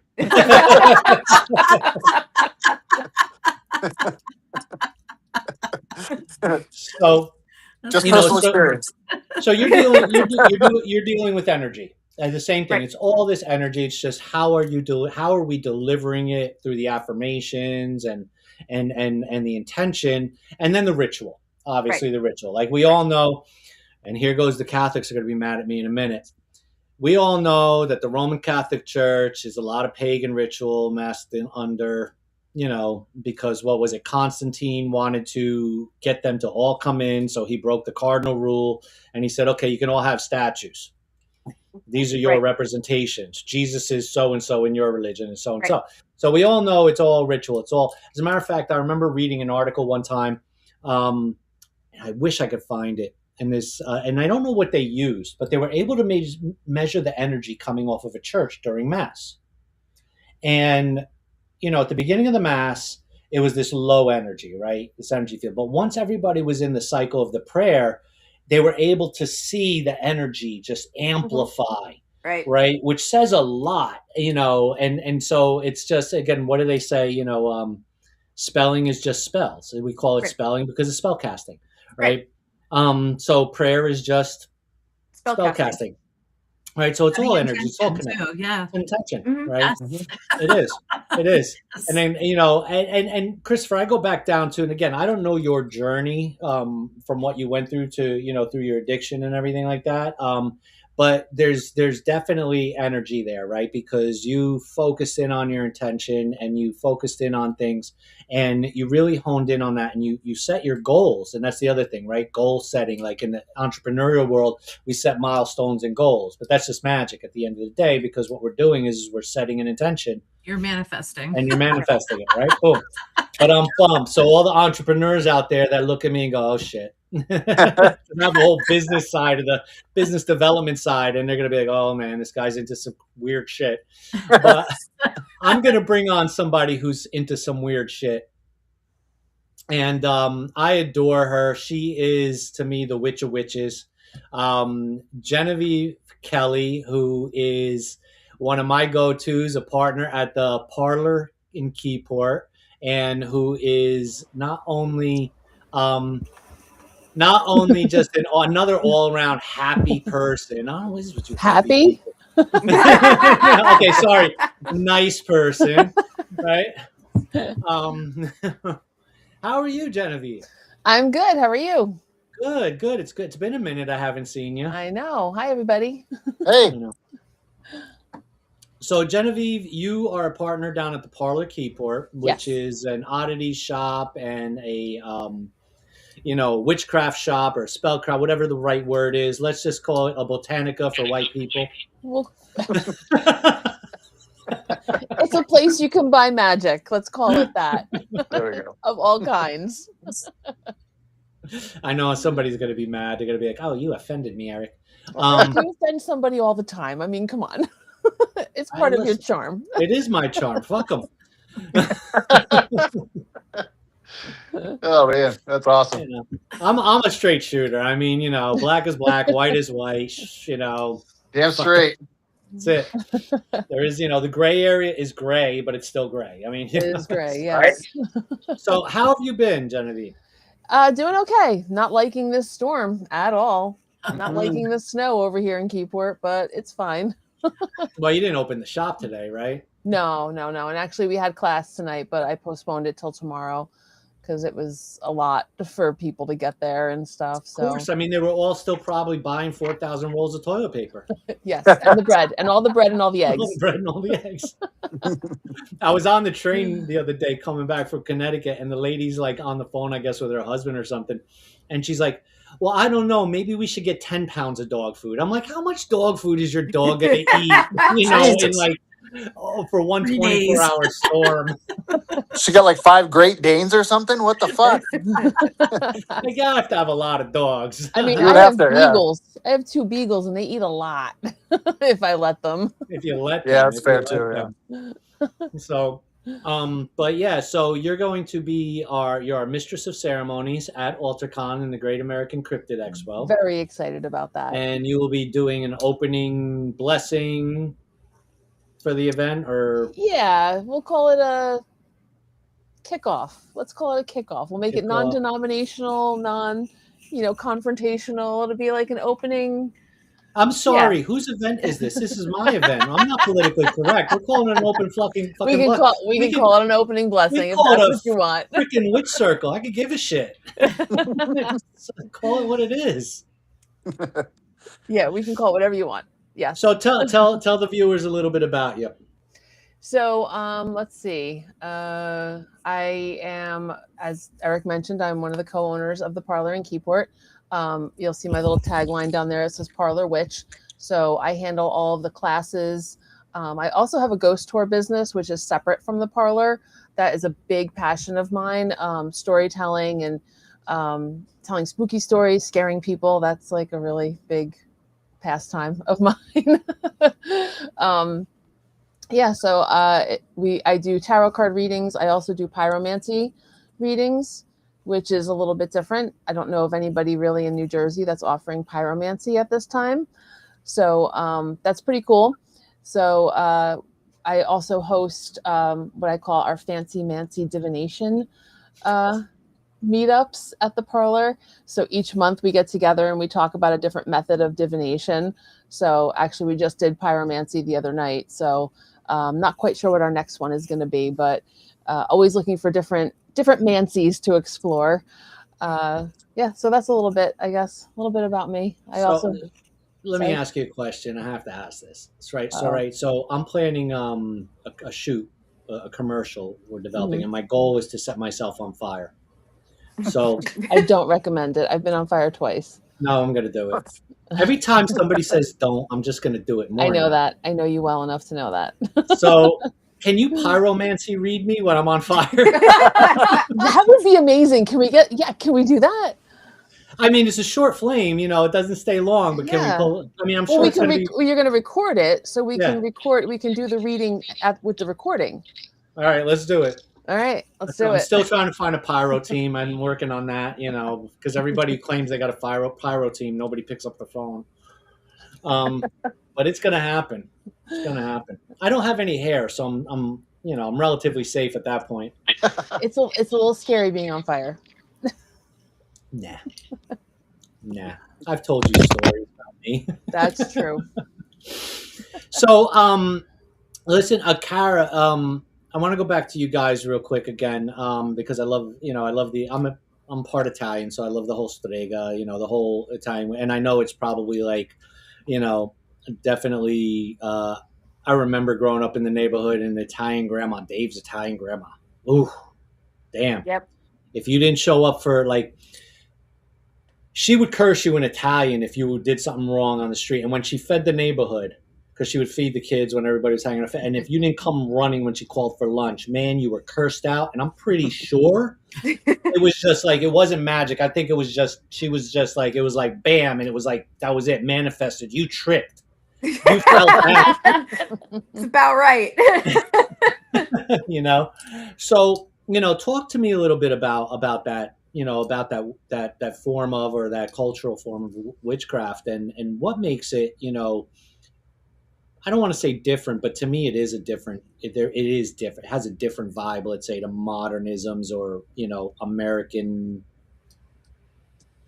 witchcraft. I mean, that's my opinion. I don't know. No. And you're absolutely right. Actually, Gail and I do a lecture. We just did a lecture about this, comparing her background with the Italian folklore and witchcraft, and my background with the Missouri folklore and witchcraft, and they do have a lot of similar roots. But I'll let you take it. Yeah. So the difference really is that stregaria is really more what you would consider, like you said, it's got more juice to it. It's more classical witchcraft. We don't, like, in terms of where it came from the, you know, the worshiping of Diana, and it, like you were talking about going to church and the gods and everything, it's still reminiscent of something that does no longer exist. It's still an ancient religion and an ancient practice, you know, whereas opposed to where you're talking about American religions, and American religions were actually made for function as opposed to worshiping a deity. So like American folk magic, if you're talking about the Ozark folk magic, it's because, you know, you lived in the middle of nowhere and you need a medicine person to come help with the crops, or to come help with an illness, or to come, you know, help, you know, it served a function for the community. Whereas with witchcraft in Italian culture, it also had its purpose, but it had more of what you would call the stereotypy kind of witch. I wanted, you know, I want to get rid of this. I want to cleanse this. I want to manifest this. I want to, you know, I'm praying to a completely, you know, when, if you want to do that, but just call the word pray, you know, a completely different set of deities, you know, that other people do. Whereas an American folk magic is it's born out of necessity. We would manifest, you know, spells for crops to grow, or you know, illnesses to be cured, because like she said, the nearest doctor might have been 20 miles down the road. So our folk magic witches were almost like folk healers. You know, they were versed in herbal remedies and things that were passed down from generations to help crops grow, that sort of thing. Where I think is the Italian folklore was more steeped in sort of an eye for an eye kind of thing. You know, you get me, I'm gonna get you back. Yeah. Well, Like, I mean, and I'm sorry, I didn't mean to interrupt, but I usually say that it's like when you look at modern religions, right? And I mean, when I mean modern, they're not really modern. Like if you look at Catholicism and all the Christianities and all that other kind of stuff, right? You know, there, we talk about energy, and you were talking about raising a vibration, right? But, you know, but when you look at, you know, it's only going one way, right? You know, we're only looking at that positive vibration. Whereas you look at some of the more ancient religions and the ancient practitioners, well, there's a balance. You know, there's energy going out, there's energy coming in, there's positive energy going out, there's negative energy going out, there's negative energy coming in, and there's positive energy going in. And as we've, for lack of a better word, matured in our belief system, we only now look at that positive. But it's not in our belief system, that's not balance. It's just not. Yeah, it's not balance. No. You're required to have balance in anything. I mean, that's why you have yin and yang, chaos and order. You know, you can't have one without the other. That's just the nature. I mean, and the funny thing is people don't realize that it doesn't have to, even that mindset of understanding balance. It's like you can't know peace unless you know violence. Correct. Same principle, right? It's just an unfortunate circumstance in some cases. But I want to jump because I want to ask you a question, Leah, about because we're talking about, this is ancient, this is old gods stuff. This is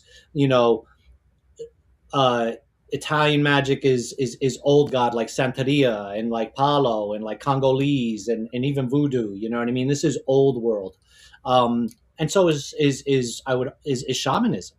You know, this is 30,000 years or more. Yeah. It's been around for a very long time. Yeah. You know, so I mean, you're running down the same line, and I find that interesting in the realm of magic with a K. We're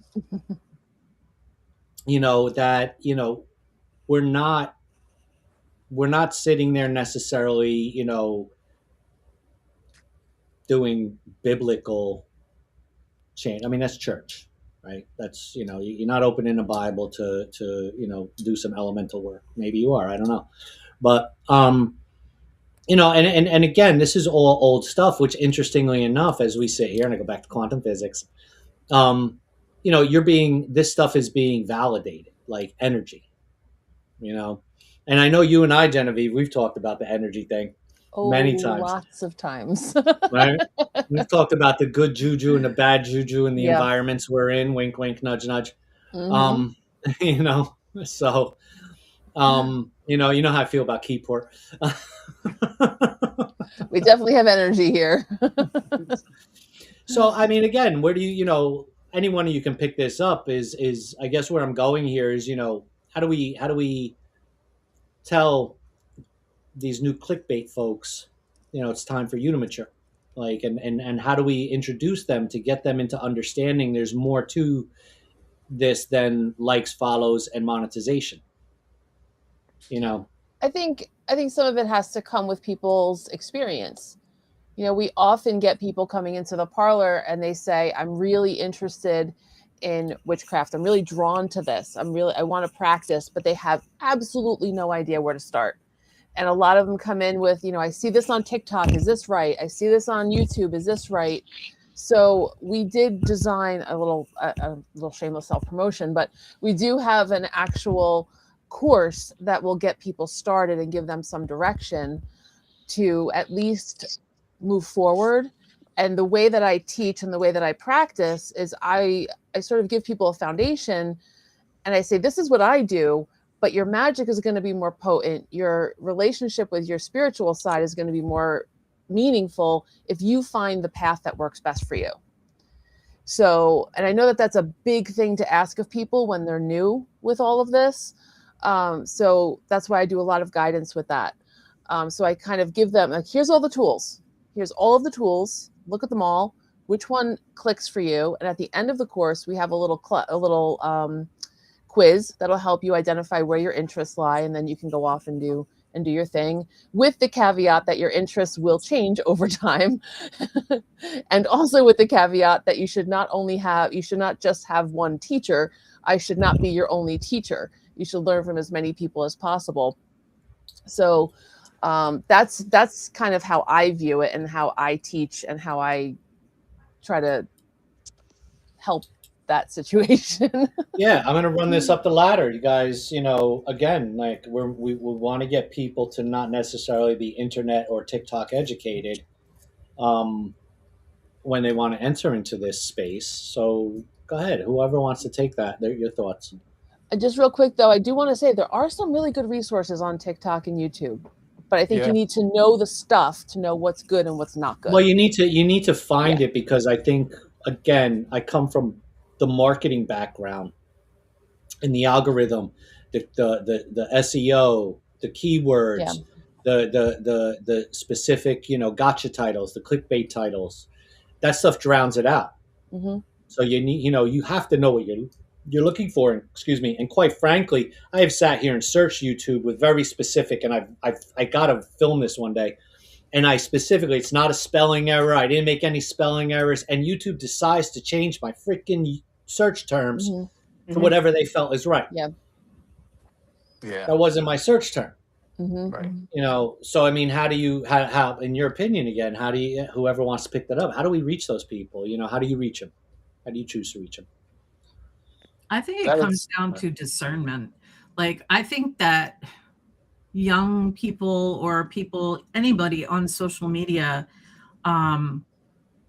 who's looking on social media, they need to really hone in and use their discernment. Like, we all have it. We all know like what feels right and what is not right. And some people are just drawn into, you were saying, like the clickbait and the things like that. But it comes down to discernment. And also, so I don't remember who said it earlier, like, you get wisdom and your experience as you get older. And I think they're just not ready to find it yet. I think that's some of it too, because we have to experience things and learn from that to know what feels right to us, what resonates with us and what doesn't resonate with us. And I think experience and life experience also plays a big key into that as well. Anybody else? I'm sorry. Go ahead, Chris. No, go. As far as like the clickbait thing goes, like for me personally, like if you see like these thumbnails of people that are like, just the overly extravagant type of things, or their facial looks like, like, like, I don't know. I mean, to me, those are red flags, because that they're baiting you into being like, ooh, what's he so scared about, or what's he got going on, And even as a psychic medium, like when I see certain things that are like, shock and awe, look what I did as far as this reading goes. It's like, that's an ego thing. Yes. You're not really caring about helping that person in that moment, or helping the person who's alive and helping the person in spirit either, because mediumship is about both. You're concerned about who's going to watch this and who's going to give me the likes and who's going to give me the fame and adoration to say, ooh, look what they did and all this other crap. So I think getting rid of all that, or at least noticing that as a red flag, is important going forward through all this as well. If you look up, like Genevieve was saying, there's a lot of really great resources on YouTube. I don't do TikTok, so I can't speak for that. But YouTube, like when I was first coming up, I went through a lot of like different videos and things like that. Like, cause I'm like, what the fuck is being a medium? Like, what does that even look like? What does that even mean? I don't know. I didn't grow up knowing about any of this stuff. I was a skeptic. I didn't believe in any of this stuff. And then I went to a location and I started picking up on stuff. And I'm like, okay, am I going crazy, or is this a real thing? So I went down the rabbit hole on YouTube. A lot of it I didn't resonate with, but a lot of it I found that I did. And I think the stuff that I did resonate with was people that were genuinely doing readings for, the help of both people living and in spirit, like I said, that weren't trying to get people to say like, "Ooh, look what I can do. This is like some cool trick." It's not a trick. It's you're helping people.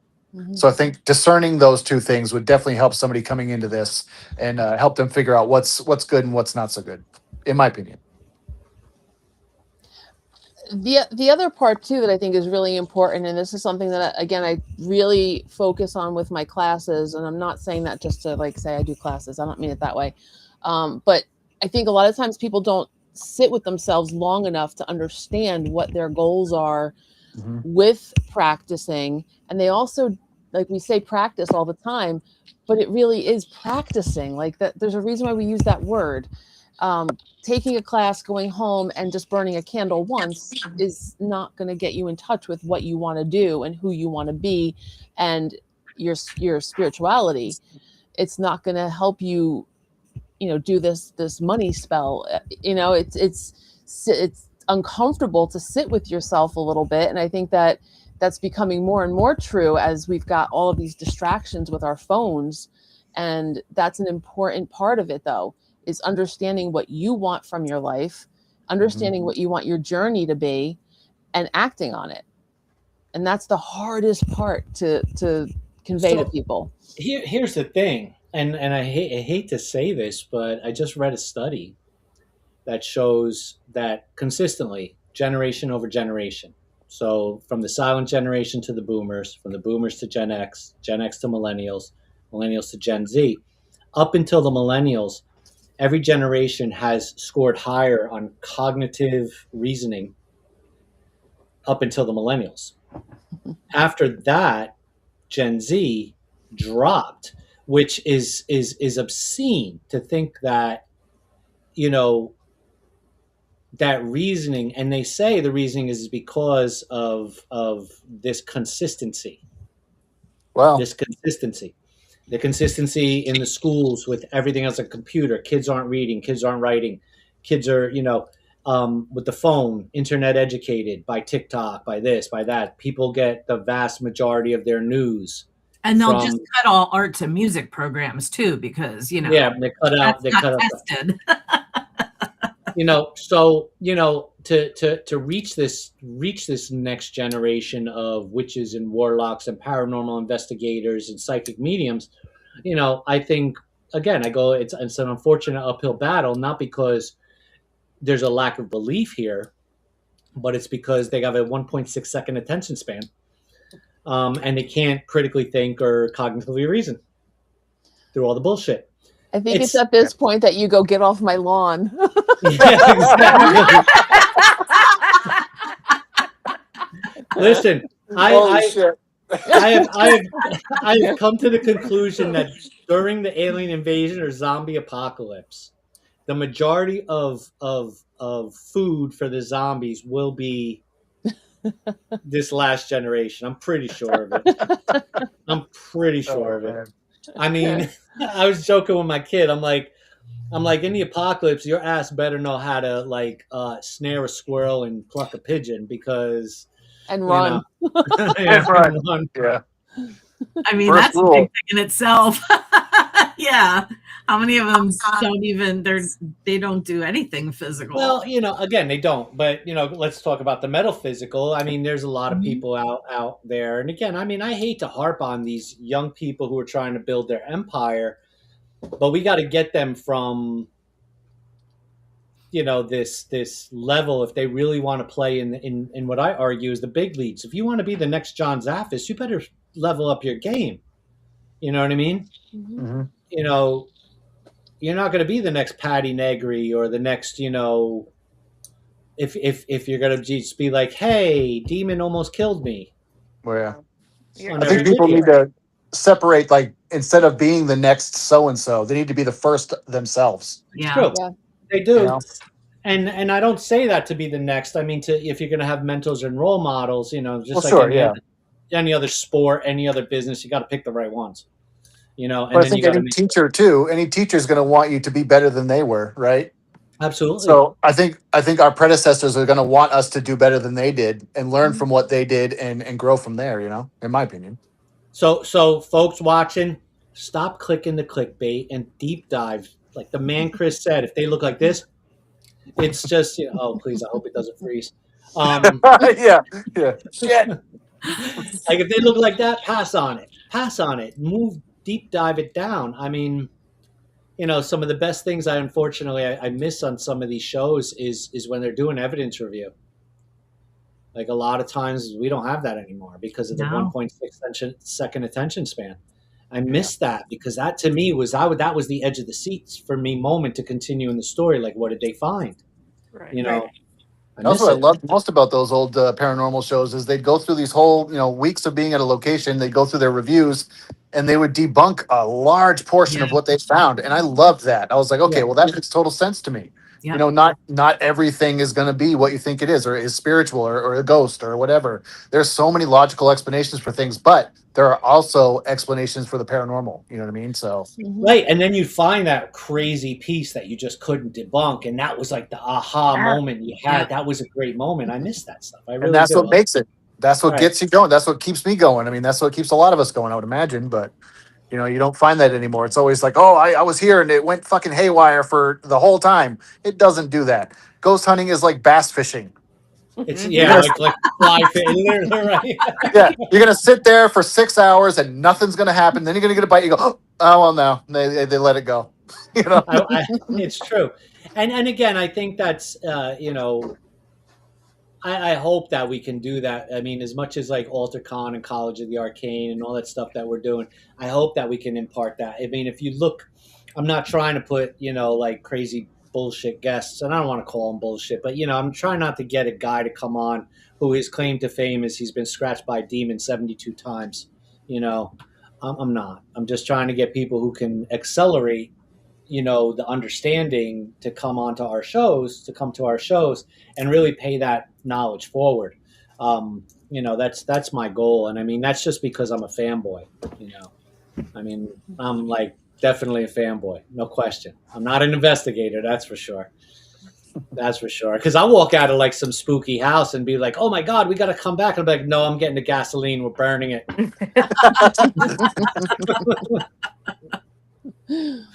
So can't tell you how many times I wanted to burn my haunted house down.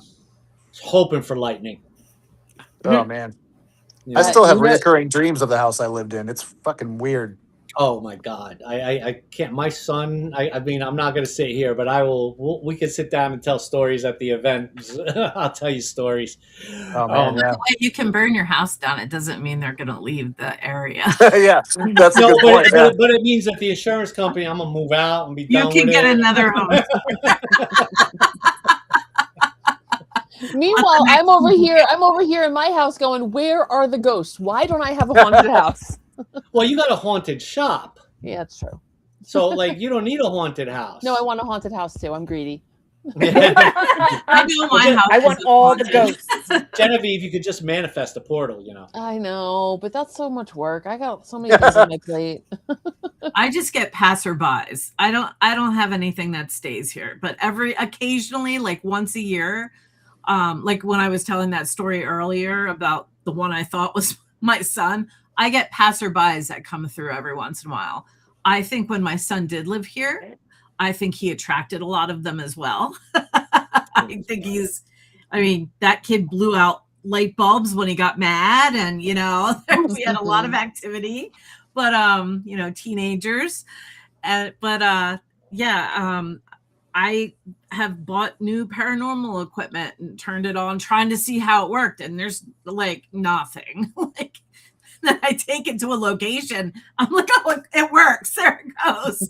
So yeah, I know I'm not haunted here. I'm glad my house isn't haunted. I prefer it that way. I lived in one for like 10 years and it was too much for me. It's like when we were in Pennsylvania, Leah, when they asked me when I got the room, they were like, do you want the most haunted room or the less haunted room? And I was like, let's go with the least haunted room. I get in there and I'm putting my stuff down. The friggin' front door starts jiggling. And I'm like, okay, someone's trying to get in my room. I go to open the door, nobody there. I'm like, this is the less haunted room? Like, what the hell? And where was this? It's the Sayer Mansion. Sayer Mansion in Bethlehem, PA. Yeah. Bethlehem, PA, yeah. Happened twice. Once in the front door, once in the back door. The first time I stayed there, I was supposed to stay in Mrs. Sayer's room, but they had it open for investigation. So they put me across the hall. And I was touched numerous times during the night. Didn't sleep at all. I'm like, oh, I just wanted to get some sleep so I could drive home. But I know. Yeah. It's crazy. So Tabitha says, houses are sentient. They just need love. Tabitha, I'm gonna be honest with you. Some houses are bitches. I mean, some houses are bad. Yeah. Yeah, they are. I agree. There's no love in the world. Some houses just some nasty, cranky old men. But it makes me wonder what those houses have witnessed. Yes. Yeah. And the land they're built on. Mm-hmm. Yeah. That's the dirt has a lot to do with it. Yeah. The dirt has a lot to do with it, no doubt. And what's underneath, like any quartz veins or limestone, all that stuff, the geology of it's, So I'm going to say, I lived for a brief period of my life up in the Poconos, and I hated it. That's where I live. So here's the thing. I don't know about you guys, but anytime I would go through as we were going into the Poconos, and we get in there, I felt like my body was being pushed through plastic wrap. It was the weirdest thing. Like I would go there, and then it just felt like the entire area just felt like dead heavy weight was just there. Like that anywhere where it was Bushkill or Dingman's Ferry or Tannersville or any of that space up there, I just felt like I was walking around in muck. Right? That's just the way I felt. And whenever I would leave there, I'd be like, oh my God, like the whew. Like it's just like featherweight. And there was one time I was at a buddy's house. He lived up there, and he was telling me about, these in his behind his house there were these stones all stacked up, right? And they were like little pyramids or mounds all around it. This is behind his house, and he was telling me how he see lights moving around in the woods. And I guess I was like 16 at the time, and I'm like, bullshit. I call bullshit. We go out there, and we were probably high. I'm not 100% sure. But we're in the woods, and there's nothing there. There's no lights in the woods. There's no other houses. It's just his house and these stone piles everywhere, and I'm pretty sure we were high. And and all of a sudden, there's these lights, and he's like, I'm like, yeah, we were high, because I was like, you're just high. Oh, shit. But then I saw it, and my ass bolted out of the woods, into his house, out the front door, into my car. I was gone. It's gone. The Poconos. What is it with the Poconos? Like, a lot of it has to do with geology. So that's what fascinates me with hauntings too, is not just the history of the place, but also the geology of like where it's built. History plays a huge part of it. Like even the history of the land and history of like who was here before we had houses, Mm-hmm. But it also has a lot to do with the land and like the minerals and the deposits and everything underneath us has a memory. That holds memory as well. So you have ancient memory underneath you that can come up through the, the soil. It's just, powerful energy too. Yes. So I think Tabitha wants me to ask you guys your opinion on houses being sentient. Is that right, Tabitha? So what's the opinion on that? I mean, I was being an asshole about it, but go on. I think that's totally a thing. I mean, think of it this way. When you're living in a home, it's completely fine. Everything's, the walls are good, everything like that. When you move out and it becomes abandoned, what happens? It starts to deteriorate, right? I think that there's an energy that is brought forth by you being in there, and then you know what I mean? Like it's a give and take, I think, with you in the home in a way. If that makes any sense. Like same thing with cars. If you were to drive a car around every single day, it's going to stay in decent condition until something maybe mechanically goes wrong with it, but then it can be fixed. But if you dump it off in the middle of the woods, it's going to slowly deteriorate. It's going to slowly break down. It's going to be a shell of itself that it used to be, if that makes any sense. You know what I'm saying? So Yeah. I think there's something to be said for that, for sure. And it's like people, like that same thing can happen to people as well. If you don't nurture and, take care of them, they can deteriorate as well. So I think that houses, they hold a lot of energy, and they get energy from the ground as well as from the people and animals and everything that live by, near, or in it. Mm-hmm. Yeah, now I'm curious. My house was built in 1841, and I distinctly remember when we first moved in, I would be up all night just, painting things and doing things to make it mine. And at one point, my husband said to me, he's like, "What are you doing?" I said, "The house asked me to do this." And I just don't remember that even being a cognitive decision to say that. Like, it was just like, this is what the house wants. And I saw this house. This was the first house I saw in Keyport, and I just fell head over heels in love with this house. And it's not like a big grand home. There was just something about it. I'm like, that's my house. I'm supposed to be there.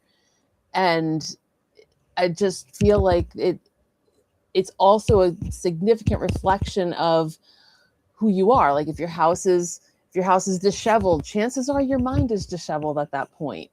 There's so much that is symbiotic with your space that I absolutely believe that it's sentient. Whether or not we give it sentience and it it reciprocates. I do think it's a symbiotic relationship.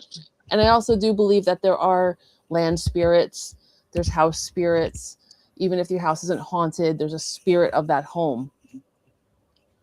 Yeah, Kara, Gail, what's your take?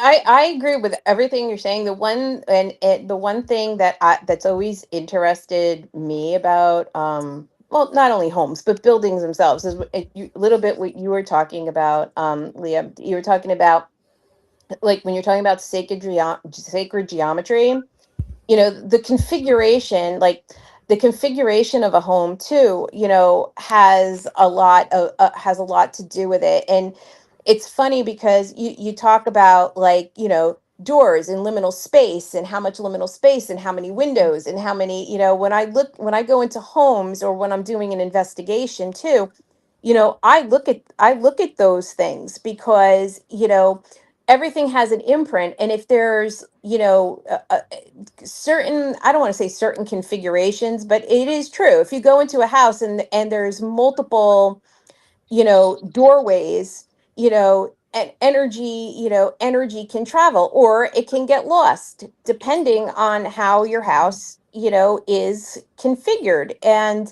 it's always been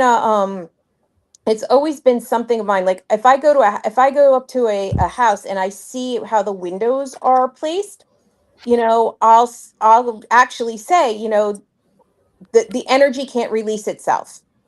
You're not getting, there's no exchange of energy happening in that home. Everything is trapped because of how things are laid out. Not kind of like a feng shui way, but it's kind of like the actual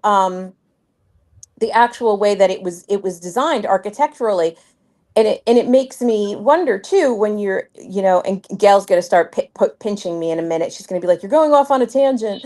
um, but it also makes me wonder, when you're building a home or when you're building a house, and what's even driving the builder, the creator, to guide their hand in how, that how they want that space to feel to the people in it.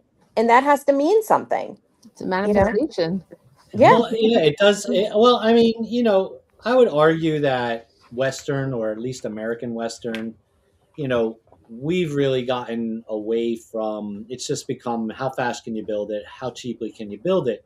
Because you go back to, I mean, you go even today, modernly, like in Japanese carpentry, you know what I Right. mean? They look at the position of the knot Right. in the wood, and you don't put that knot pointing down. You put it the way the branch would have grown, pointing Right. up. And that's still practiced today, if I understand correctly. Feng shui is still practiced today. And then if you go back to the old Renaissance architectures of the church, they were all built as crosses. Right.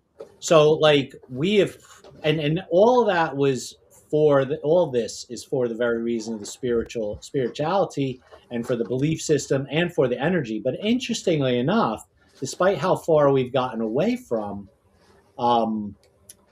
that in American architecture and modern architecture, because Leah, sorry, Leah. God damn it, Eric, it's Leah.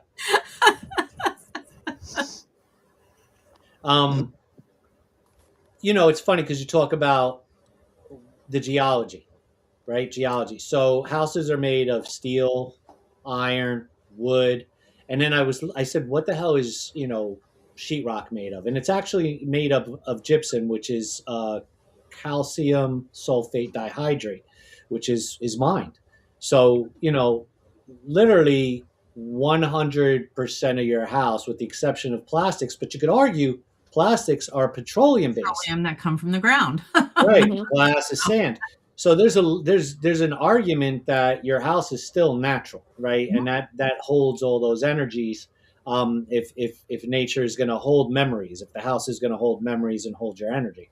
So just an interesting thought, but still, Tabitha, some houses are bitches no matter what. I also think too, like, you used to have homes that people were actually craftsmen that would go in and do the the woodworking in the homes, and there was an artistry to that as well, and more of a creativeness into that home that Right. that gave each home character. It wasn't like we have now where you have a development and like 90% of the homes are the same, and then there might be 10% that are a little slightly different. So I think that character also gives that house just kind of its identity, almost like the older homes. Well, intention, right? The craftsman is passionate about the job that they do. So they're putting their best foot forward, their positive energy into that, unless they're a cranky old man. You know? But they could be a cranky old man and still care deeply about their workmanship and their craftsmanship. So, but then again, you got the GC in Jersey who's really cranky guy. Hey, what the fuck you guys doing? He's putting all that energy. You're absolutely right, Eric. Because when we talk about leaving impressions on objects and stuff. I read articles back in history when indentured servants were making furniture. There was a whole big thing to start mass producing furniture because the trials and tribulation of the indentured servant that was making the furniture, people started thinking that their homes were haunted because that literal blood, sweat, and tears of the slavery was now imbued into that furniture. So people didn't want that furniture in their house. Wow. So and that started the mass producing of because they were just like, oh no, you're not going to get this, you're not going to get that spirit with this because we mass produce it and it's done blah blah blah. So, but yeah, it goes exactly to your point, but in the opposite, the antithesis. Instead of the craftsmanship and the care or whatever, that the same, into the bone, out of because they have to, the same energy imbued into that. Dario, hello, Dario from Italy. Thank you. So I would argue too that you might want to go looking through your store, Genevieve, and see if you got some furniture made by indentured servants and how that's playing in your vibe. Yeah. I wouldn't even know what to look for. I'm sure we've got a lot of stuff in there. Yeah, did you get rid of that stupid African statue? No. I've been telling you, son of a bitch. Not yet. I need to hear the story now. There's got to be a story. It's not even like an old piece. It's like a 1990s era CD case. No, it's CD not. holder. Yes, it is. It's bad juju on that. Yeah, thing. It's like a Pier 1 Imports statue. See, there was a really disgruntled employee. Yeah, I mean, he held that. Chances are that stuff was made with some questionable kept stubbing intention. his toe every time he went by it. He just... No, it's got to be that slave labor. Or it could also be, that there's some random spirit that liked that particular piece and has clung to it and is now part of it, and it likes to make you upset. Yeah, make me upset. Well, it's a Pier 1 import piece, so if I burn it, nobody will be angry. I don't know if it's Pier 1. That was just I don't know where it's from, but it's like not an ancient relic or anything. It doesn't have to be ancient. No. Just has to, I mean, I got an ugly skull candle over here, and I love skulls, but that thing is ugly, so it doesn't need to be ancient. It needs to be melted. So anyway, talk to me too. I don't want to belabor anything, but you guys, this is your platform too. If there's something you want to talk about. And there's a hush over the audience. Yeah, right. Like, put you guys There's so much on the topic that we could talk about. It's hard to pinpoint one thing. Yeah. Bring something up. This is a jam session. This is, you could be like, hey, I got high one day. And no, like, that's me. Well, what about ghosts of pets? We had an experience here in our house. We lost one of our cats tragically and suddenly. And for about 3 months after, we would see his little tail from time to time, but the space that he spent the most time in, his favorite spot, there's a light directly above it, and that light would flicker nonstop, and it would respond to our questions. So at That's first amazing. I think, like, my house is so old, I'm like, oh no, the light's flickering, it's got to be the electricity. But then we started recognizing that it had a pattern, and we would ask, like, Pugsley, are you here? And it would flicker. Aw. So that went on for about 2 to 3 months, and then we felt him like really kind of move on. So, I mean, what do you guys think about pets? I think that they absolutely exist in the spirit world. And like for me personally, when I'm doing readings for people, I absolutely love when pets come through because they are so unconditional. The love that they have that's coming through is beyond anything. It's staggering. And it's also kind of funny too. Like I could bring through like 5 different people that you know in spirit, right? And the one time I bring up your dog, people lose their fucking minds. Absolutely. Like just and I would be too. That would be totally me. Like as soon as like my cat comes through, like I'm done. I'm done. And like Genevieve, we lost our cat pretty tragically as well. And you guys are familiar with like those Nerf guns? Yeah. So our cat was the weirdest thing. Like she was the only cat that I've ever met that would play fetch. Oh, I But had there one was of these those. Yeah. yeah, Yeah. so there was these little circular Nerf balls. They were called like rival balls or whatever. Rival was the name of the gun. But there were these little small yellow things, and you would throw them down the stairs. She'd run down the stairs. She'd go grab it. She'd come back up, drop it at your feet, and then you just keep going. It was the craziest thing. Yeah. Either way, after she passed, we took those and like like she loved to eat Cheez-Its. So So do we I. buried her. We buried her. Yeah, I know, right? Same, right? We buried her with Cheez-Its. We buried her with all of her rival toys, all of her little Nerf gun bullets and everything like that. All of her favorite things. So there was none left in the house. And not even like a month later, my wife gets home and she sends me a picture of a rival ball sitting in the middle of the kitchen floor right as soon as she walks in the door. And I almost fucking lost my mind. I'm like, oh man, like that's her. That's our cat. Like that's a sign. Like that's crazy. So I love it, and I think it's totally a thing. That they cross the rainbow bridge, and I think their job is to just let us know that we're loved by them. Yeah, I mean, I had my cat Fortuna. Cool story, real quick. I got her when she was big to fit in the palm of my hand. It was the winter, I forget what year, probably like 93 or 94. And I go out to my truck, and I hear a cat meowing when I start my car. Little cat meow. And I was listening to Howard Stern. So I thought it was a Howard Stern sound effect.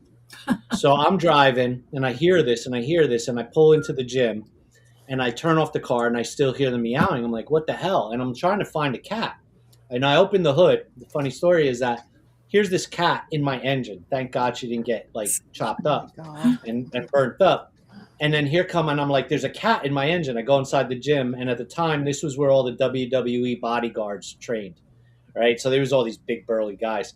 And they're all trying to get this cat. And the little cat scratches them. I'm not touching this cat. So I get this cat. And she's my best friend for years. And I mean, God, she's been gone for a while now, maybe about 15 years. She wanted to be she was an indoor cat for years, and then for the last couple of years she wanted to be an outdoor cat. She got outside, and that was it. She became an outdoor cat. And she was getting older, really old. And I'd say at that point, I guess she was about 13. She came up to me. I'm sitting on the stoop. She came up, she got in my lap, and she did all this lovey-dovey, and she walked away, and that was it. I never saw her again, right? And I knew she was passing. I knew she was just going to pass away. And I felt really bad because I didn't want her to be outside, and dying, but that's what she chose to do. She came, she gave me love, and moseyed on in the backyard, wobbling away. So like that night, like I hear the meowing when and I'm looking all around outside. I can't find her. So I don't know what was going on. It was coming from inside the house, but she wasn't inside the house. She wasn't in the basement, the crawl space. She wasn't anywhere. So after that, not long after that, I felt rubbing up against my leg. And now this has gone on consistently since then. Every now and then I feel and sometimes I'm expecting to find like a raccoon in my house, like touching me in my apartment, like an animal got in the house, but I constantly feel that rubbing around the legs. And the other day I walk by on my couch and I catch my cat sitting there. Like as I'm walking by, I see it and I don't think of it immediately. And then I double took. Like I was like, huh, and I looked and it was gone. You know what I mean? But it wasn't a peripheral. It was like I was looking as I was walking. Oh, there's my cat. And then I'm like, what? And I had to double take and it was gone. It was like the craziest thing. But yeah, I believe in that. They're Yeah. definitely around. Definitely. Absolutely. I've had them at my house because I've had many pets throughout the years, and I've seen them and I felt them, like you said, rubbing against, your legs. I've had pets join session, like Chris, you said you were doing readings. I've had pets come into readings, like really excited, jumping up and down. I'm like, there's this little brown dog next to you, like just really jumping up and down and so excited. The ears were flopping, and it was the cutest little thing. And she's like, oh yeah, that's my, and she said her dog's name. I was like, oh. And then I've had like a golden retriever dog join in a Reiki session. And, it's really cool when they join it. And paranormal investigations, I've had cats come in, rub against legs. And so, yeah, they're there. Yeah, we have a, I think the ghost cat was one of the first ghosts that we saw at the parlor. And all of us heard the cat. All of us have seen, heard. Some of my students have had experiences like, do you have a cat in here? I'm like, yeah, kind of. In a way. Kind of. Well, We have the best kind of cat. I'm not allergic to that one. Yeah. That's how we got our name. That's why we're 9 Lives Paranormal, because every investigation we went on for a while, we would see a ghost cat. That's cool. I was I was leading a group at the Conjuring House, and I looked down, and I'm gonna die because I tried to pet something I shouldn't have, and there's a cat. I mean, I see the cat. It's a calico cat. It's very plain. I even said out loud, "Kitty," and I'm thinking I'm gonna pet you, but then I had to turn around and make sure people were parking where they were supposed to. So I turned around, turned back, and if you've ever been to the Conjuring House, it's a wide open space. There was no place for this cat to go. There wasn't a tree it could run up. I mean, I turned back, turned around, no cat. So 100% it was a ghost cat. And then it just kind of followed suit. Everywhere we went, we would see ghost cats. So when it came time to form our group, we were 9 Lives Paranormal. That's Nice. cool. Love that. Very cool story. I'll Very share cool. one more thing, and then I gotta bounce, unfortunately. Me too. But I was doing a reading for this woman who I didn't know what going into it, but she rescued animals and owned a zoo for animals that are rehabilitated or whatever. I felt someone come through, which I thought was human, and I proceeded to give her information about this thing, right, or whatever it was. She goes, at the end of it, she's like, everything you said made sense to me. She goes, but I just want you to know that wasn't necessarily a human being. And I was like, well, then what the hell was it? She goes, that was a chimpanzee. She goes, Oh my I God. swear to God. And I'm like, what the fuck? She goes, yeah. And she's like, yeah, all the mannerisms, all the characteristics that you named, like my relationship with him, all that tracks. She goes, but it was a chimp. It wasn't a human. And I don't know if you could see the goosebumps on my arm, but it was wild. That's It was crazy. the Wow. craziest fucking thing. And I was just like, holy shit, that's nuts. See, I tuned into a show that was focused all on that. Absolutely. I just freaked out so bad because I used to work with chimpanzees. Oh, did you? Yeah. Yeah. So very much human-like, as you could probably absolutely. attest, you know, and Amazing. you could see how I could misinterpret Yes. that. So, Mhm. Yep. Yeah. but Absolutely. I do have to get going, and I appreciate Me you too. guys. Where Thank can you we so find much you? for having me. Where can we find you online? So Facebook is a great way to find me. You can look me up at facebook.com/psychic medium Christopher. I do have a blue check mark because, like Larry was saying earlier, there's a lot of people that try to fake my account, and it's really annoying. So I had to get the blue check mark. I also you can find me at the Haunted Mafia if you ever want me for a convention or anything like that. www.psychicmediumchristopher.com would be a great place. Those 3 places would be perfect. So. Fantastic. Thank you, Chris. Well, thank you guys so much. I hope you have an amazing rest of your night. You And too. It's good seeing ya. you as Take well. care, Don't enjoy the snow, or try not to, and get too wound up in it. Yeah. Bye, guys. Bye. Bye. We're gonna have to get going too. My son's gonna come in that door, and these dogs are gonna go ballistic. Actually, All right. texted me. No worries. We'll keep chatting without you. All So you right. can find us at 9livesparanormal.com or at 9livesparanormal on TikTok and Insta. And that's pretty much it. Yeah. And we will see you at AlterCon. Yes. Can't wait. Can't wait. So We're excited. Thank you. Thank you. Bye Thank you. bye. Bye-bye. Take care. Bye-bye. Take care.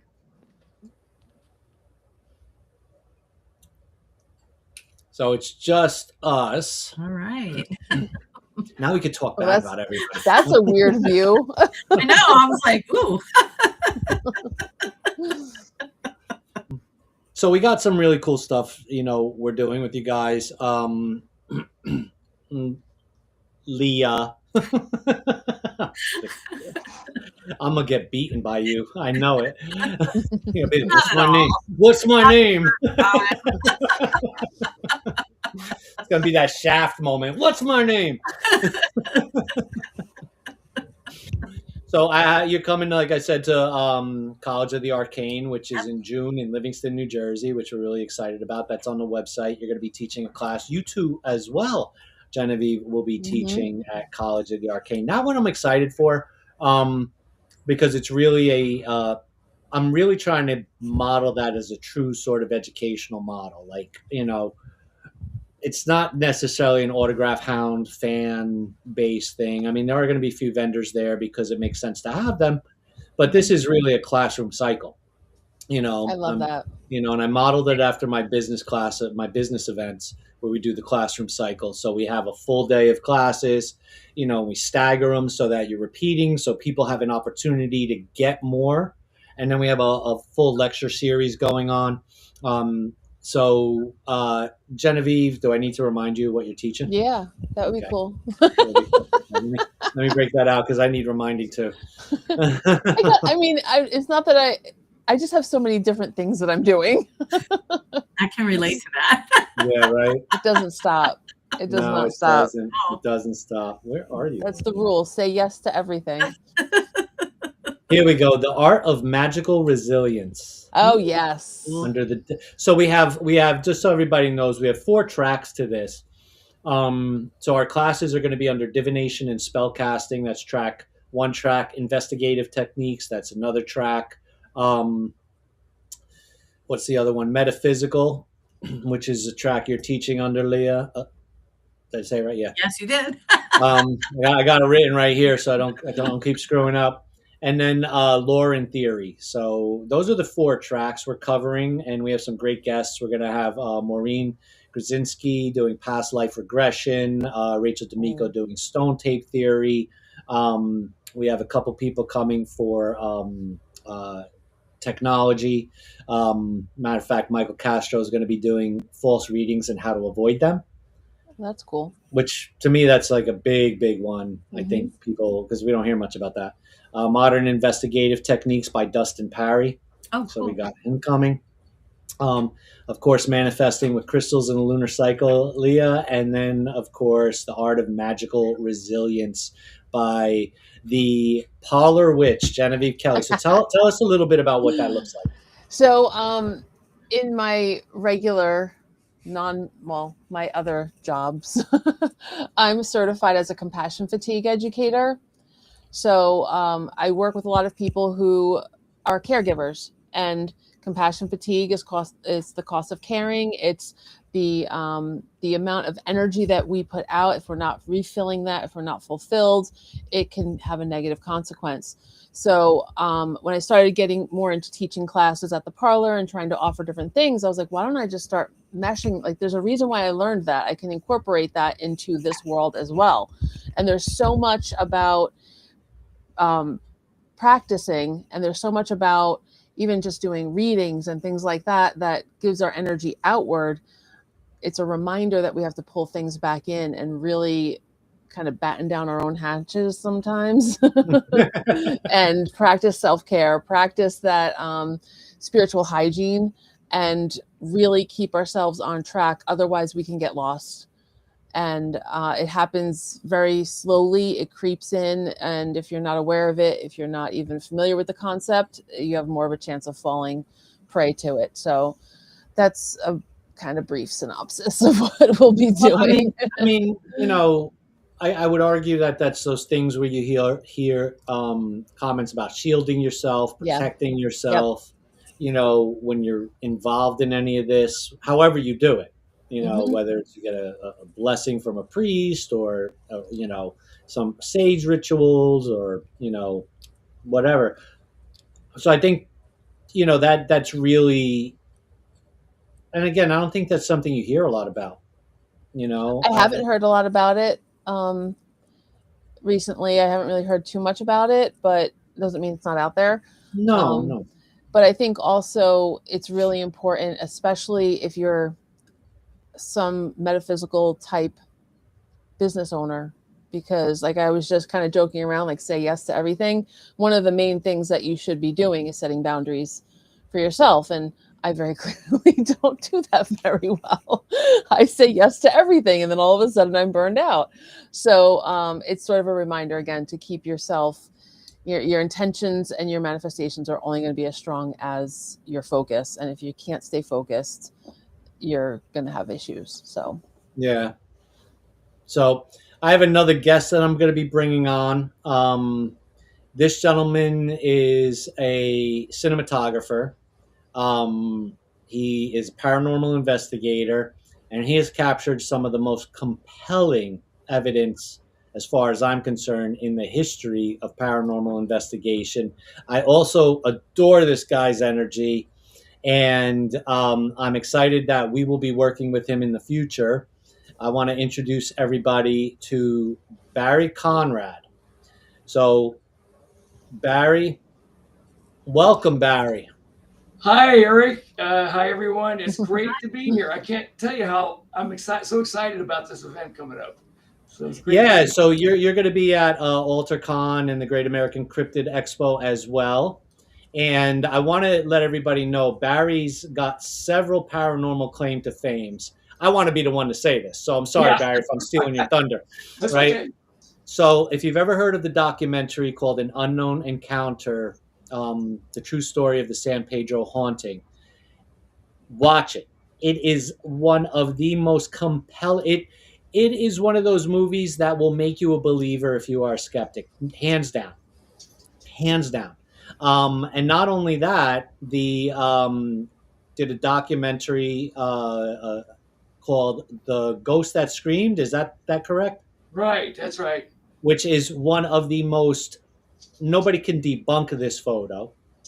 Nobody of literally a spirit in a car accident leaving the I accident. saw that. Yes. Yes. So now I know what you're. Yeah. Yep. That's the guy. Wow. Oh, thank you. Wow. I went out to Minnesota and interviewed the actual officer. It's the only interview that he said he would ever give, and we were very, very fortunate, thanks to him, that he allowed us to do that filmed interview. It's about 10, 11 years ago that I shot that now. But that was a great story, one of the best. And I think it's the best example, if you've already seen the picture, of an actual soul in the process of leaving his body at that point.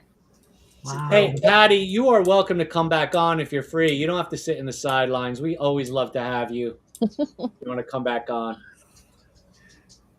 Yeah, Barry, I'm excited that we're here. We're going to do some other work, which we can't really talk about right now together, but we're excited to be working with Barry, and excited to have him come out. Now, Barry, you've been around investigation for, was it prior to San Pedro?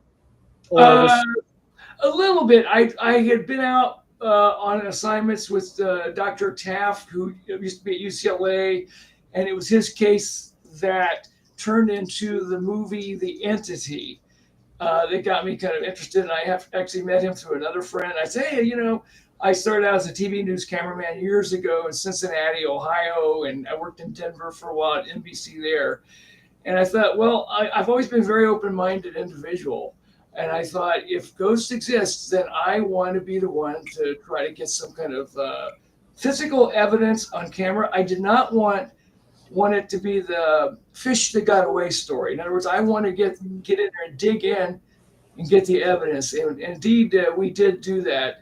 in San Pedro especially. And he's the one who introduced me to the lady. He's the one that was down there for several nights. He wasn't there a whole lot because he was his father had unfortunately had a heart attack at that time, and so he couldn't go. But this put me into a whirlwind investigation that went from '89 into 1990. But that was the first. I've been on a few little minor things in my hometown of Ohio, but this is the first thing that really was gripping, exciting, and phenomenal, all in one ball of wax. It's incredible.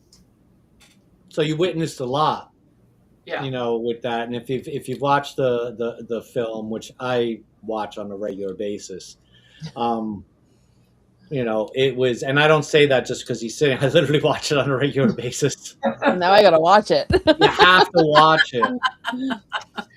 You have to watch it. I mean, Yeah, I mean, it's a little dated now. I did this 36 years ago, but I wanted to tell the truth in a sequence in which it happened. I also wrote a book, same title, Unknown Encounter, True Account of the San Pedro haunting. It's published by Rose Dog Books. So anyway, but yeah, anything else, Eric? That was, as you say, I appreciate your support on that. It was an incredible story for sure. yeah, and I mean, despite the fact that you say it's dated, it holds up.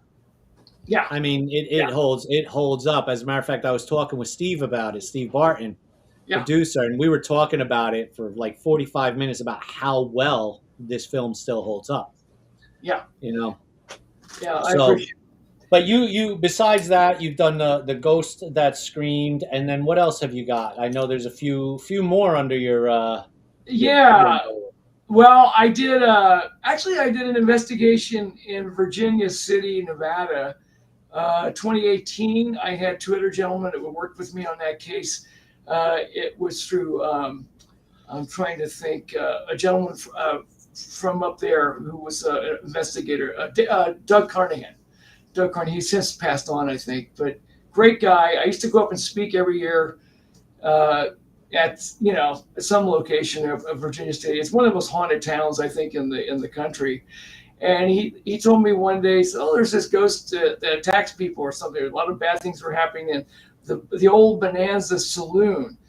Sort of like the title of the TV series Bonanza, but it was something else before that, long ago. And so I went up there in 2018 with Bobby Bennett, who worked with me at the time. Bobby was he was interested in this stuff. He wasn't, by nature a paranormal investigator, but I asked him to go up. And another friend of mine, Tom Murdahl, was the cameraman.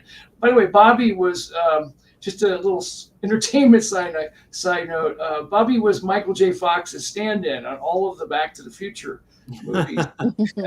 And where they did the third one, the Western, that town burned down. It's up in Sonora, California. And anyway, Bobby went up with me. I gave him a handheld camera, and I worked with Ella McFarlane and Devin Zisk, who were two psychics. And they, one of the psychics was actually attacked on camera, and another psychic was thrown back against the wall. We have that on camera. And Bobby he had the handheld camera. We were up above. There was a bar area there. There's no drinks or anything. It's all closed, but they were surveying the scene from down below with live view cell phones.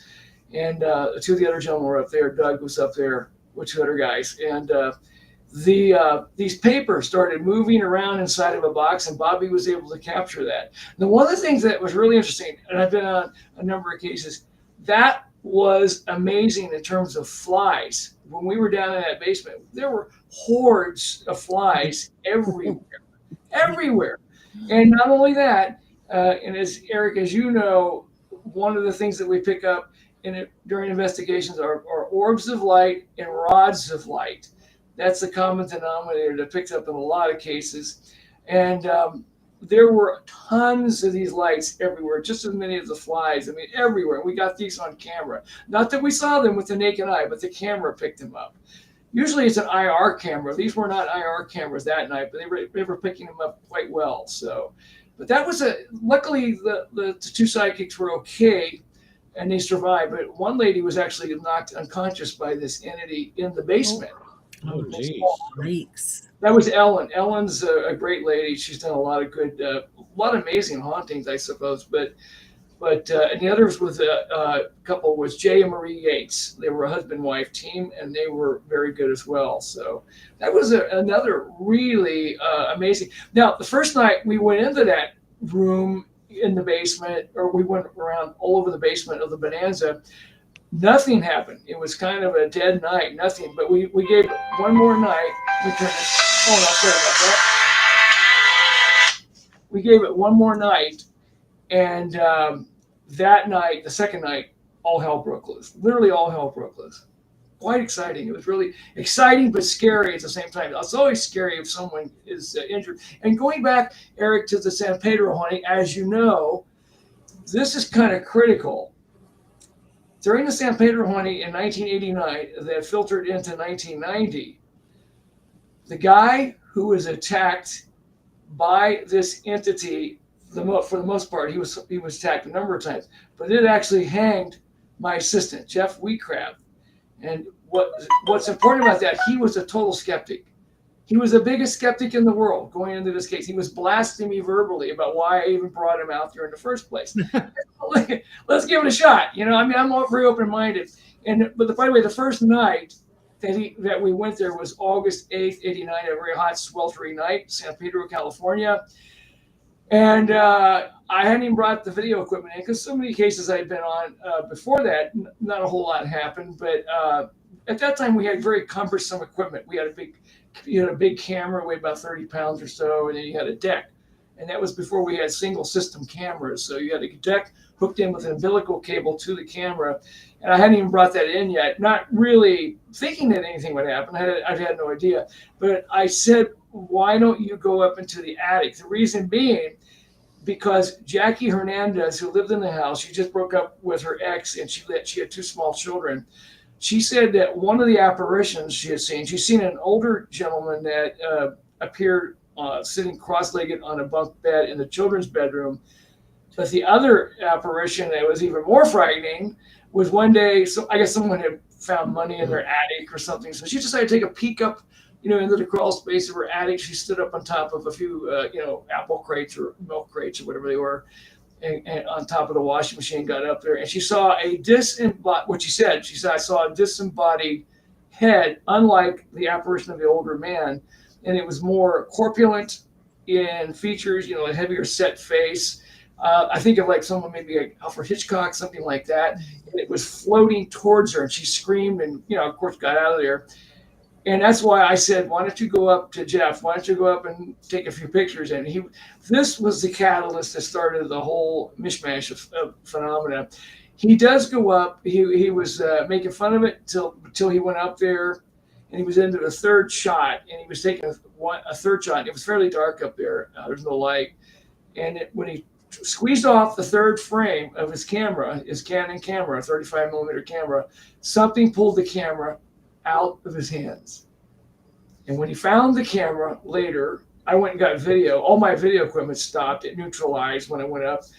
He found the body of the camera all the way on the other side of the attic where he hadn't even been. He was just above the crawl space opening. And the amazing part was the body of the camera was lying face down in a little crate, like a crate you'd see you put grapes in or apples or something like that you see at a farmer's market. Lying face down, the lens had been removed, and that's a bayonet mount lens. You have to hit a button and unlock the lens properly. You don't just jerk it off. And the lens was fine. He found the lens lying port side up behind the position near the crawl space opening, where up above that, where he had been taking the pictures initially. And he comes down, and I went down first, and he comes down, and like I said, my camera didn't work. And as he was coming down, I'm looking up, into this square opening, and I see his face straining, and all the blood rushes out. He turns white, and I said, "What's going on? What's going on?" He couldn't answer me till he come down. He's all out of breath, and he said, "I couldn't answer you." He says, "I dare not look behind me." I said, "Why? Why couldn't you do that?" He said, "I felt like a large bony hand pressing into my back." He had massive bruising, internal bruising in his back the very first night. and had to go see a chiropractor. He was okay though. Wow. So you see why you got to watch this, Genevieve? Yes, I'm gonna go watch it after we're done here. It's on. I think it's on Tubi right now. It's absolutely the real deal. It's those. Yeah, I love it an so amazing, much. Yep. It's amazing. Have you seen that, Leah? A lot of that sounds familiar. So I'm sure I probably saw it sometime along the way. Watch it again. I will. It did sound very familiar though, so I'm definitely gonna watch it. Yeah, and you know what's interesting, because you know earlier on I was talking about evidence, right? Like evidence, things of that nature, and you know I think a lot of times it's I'm always looking to debunk that evidence. You know what I mean? And because I want to believe so hard. You know what I mean? I just want to make sure I'm never disputed in that. I guess you know if I think about it, it wasn't hard for me to watch this thing and be like, "Yep," just like, "Yep." That was it. It wasn't like I was fanboy and I was just like, holy shit. Like, yeah, like there's just no way, you know. Because I have this, everybody has a camera. Most everybody has a lens camera. You gotta press the button and twist and get that lens off. So that's like, are you kidding me? Right. Well, you know, I had mentioned that Dr. Taft had worked on the Entity. Did you ever see the movie The Entity? Yes. Well, what I'm working on right now, I think is going to be kind of groundbreaking in terms of evidence, and it's a sad thing. I met my girlfriend, Melody Brookman, on an investigation 5 years ago, and we became kind of close. We started dating, and she actually moved in with me not too long after we met, and the reason that I was investigating her, in fact, Patty Negri, who's going to be on the panel, she's one of the people that worked with Pacific Coast Paranormal Group and Stefan Brigatti, who did some great work. Stefan's the one who introduced me to her case, and she has what you call, like the Entity, an entity attachment going on. It's been going on now, amazingly, unfortunately, for 18 years now, where an entity has latched onto her for some unknown reason. It all started when she was working by herself. It was a new job. She hadn't worked there that long. Processing credit cards, like to hook up somebody with a psychic out in the public eye out there. So she was doing that, and she started hearing voices. Anyway, to make a long story short, I am working on that documentary, and Melody knew that I wanted to capture evidence, and she actually wanted to also. And she had some little IR cameras. We set them all up all over the place. She says where it happens a lot is in the bedroom, so she put a monitor. Behind me, you can actually see a little bit of that monitor in my office down here, and I was able to hook up a 4K camera, a video camera to that. And the scary part, like the Entity, it's very similar to the Entity, is the fact that this thing has actually molested her, has raped her multiple times. Not too much at the time when she moved in, but at one point there was a 3-month period where these vile molestations occurred on her person, which is horrifying. To any woman or anybody having undergo through something like that. And one night, I'm right here in my office where I work, and she goes to bed before I do because she's a dental assistant. We have to get up very early in the morning to drive to Northridge. And so I kind of would check the camera, especially when we first started out with the cameras.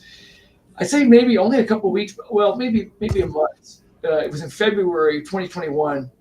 I happened to notice something going on in the bedroom, and you could see these huge globes of light moving through the room very slowly.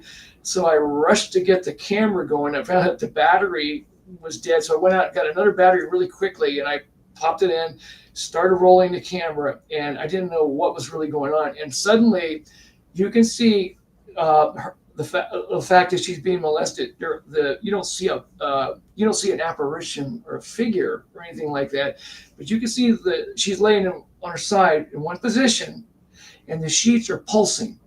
I have 3 or 4 minutes of this, and I've got other footage of similar things of her being bothered by it, where it puffs up the sheets on the bed. I set up multiple cameras up there, and it's accompanied by rods of light. I must have 1,000 or more rods of light, very bright and shimmery, and sometimes they look like a figure.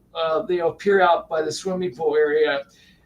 Sometimes they're on the front driveway, and I call it the Casper light. You know how the Casper was like a cartoon ghost, but very white. It looks like that. Almost you see a figure of a person, but they travel very, very fast. They're very high velocities.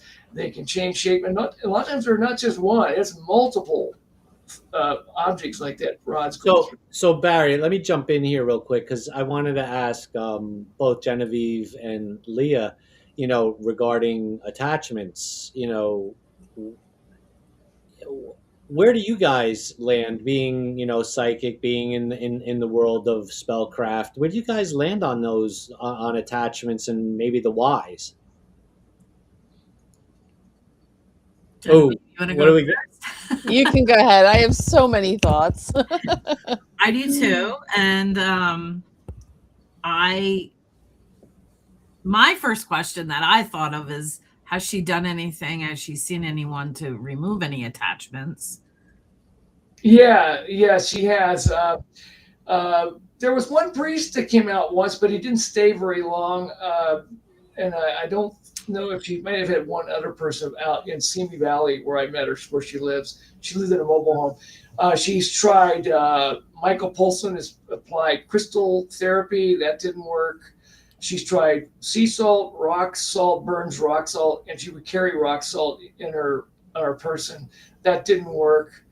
I think she's tried different methods of curse breaking, something like that, breaking curses. I'm not sure which methods those were. I think that was done before I met her, but she's tried an awful lot. But by the way, she's going to come out there to the Paracon in April. So if anyone wants to talk, she'll be at my table if anyone wants to talk to her. Cool.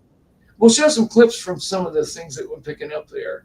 And it's amazing. But she's looking for answers. And if you can give us any kind of guidance, or if you know anyone, she's more than happy to listen, because I would like to find a solution to it as well. It's been a real challenge, in that regard. Yeah. Genevieve, your thoughts?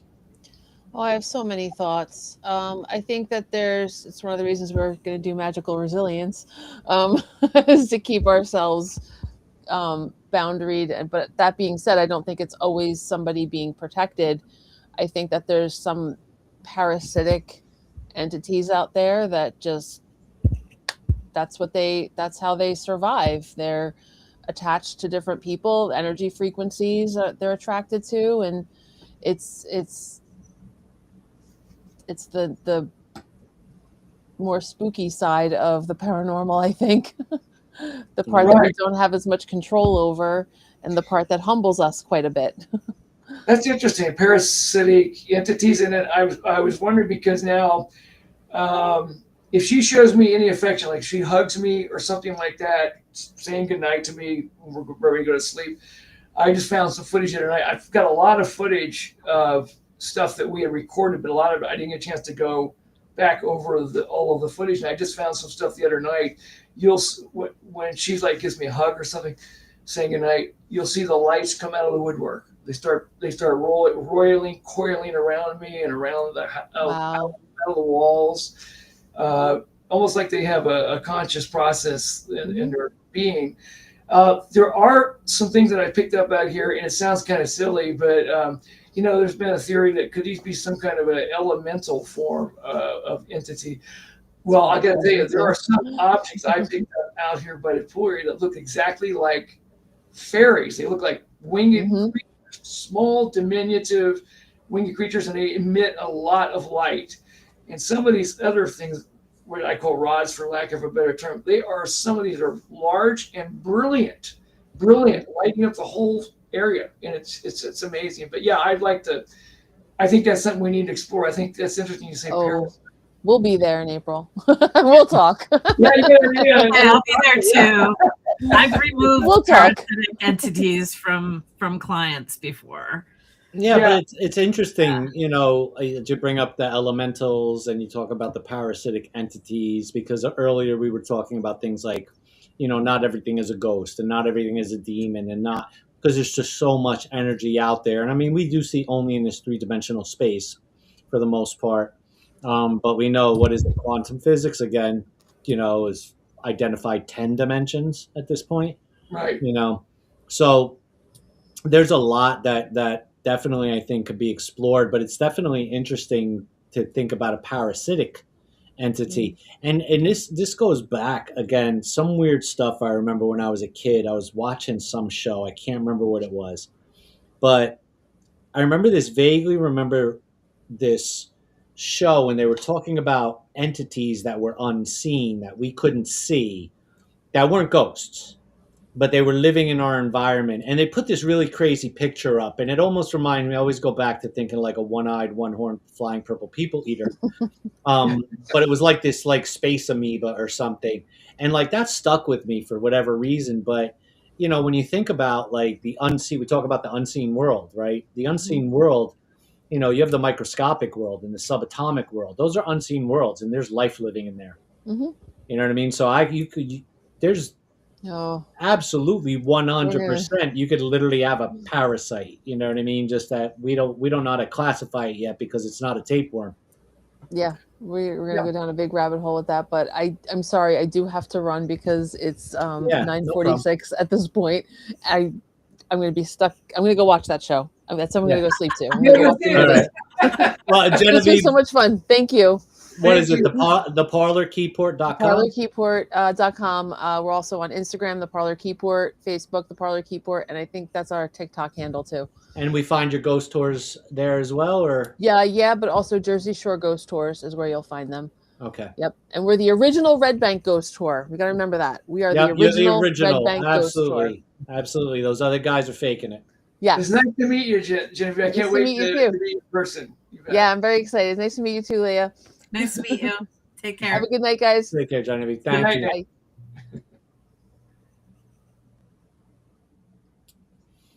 So yeah, going back to the concept of yeah, I mean, it makes a lot. It actually makes sense that, you know, when you start to really deep dive in there, the idea of a parasite. Well, it could also be alien. So we haven't talked about that. We're doing you're doing a cryptid event at the AlterCon. So Yeah, but I kind of keep the UFO UAP thing sort of away because it's such a monster of a topic. it is. You know what I mean? It really is. In and of itself, you have an event dedicated, you know, to that, and then it's like layers, you know.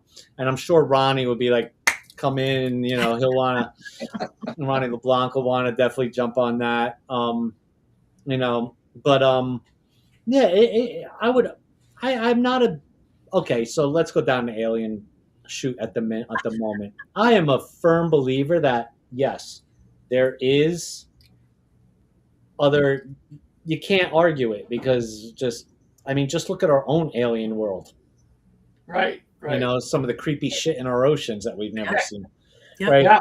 So but I think at some point though too, I'm not really quite sure, like even with alien abduction, that the percentage of people who say that they were abducted were actually abducted by aliens. I'm more leaning on like either it's mass that, and I don't want to say mass hallucination, but when people get so much in their head, they start to believe what they've read. There's a percentage there of that. And then I have a feeling there's a percentage of, you know, like shadow government, black ops shit happening. Yeah. You know what I mean? You know, so I'm not leaning on the alien side here. I definitely feel more of like the, you know, there's a possible alternative dimension, like a shadow creature or, you know, a non-human entity or parasitic spirit or whatever, or really just a pissed off, angry old man. Right. You know, it's hard to nail down because our technology hasn't caught up quite to that yet, you know?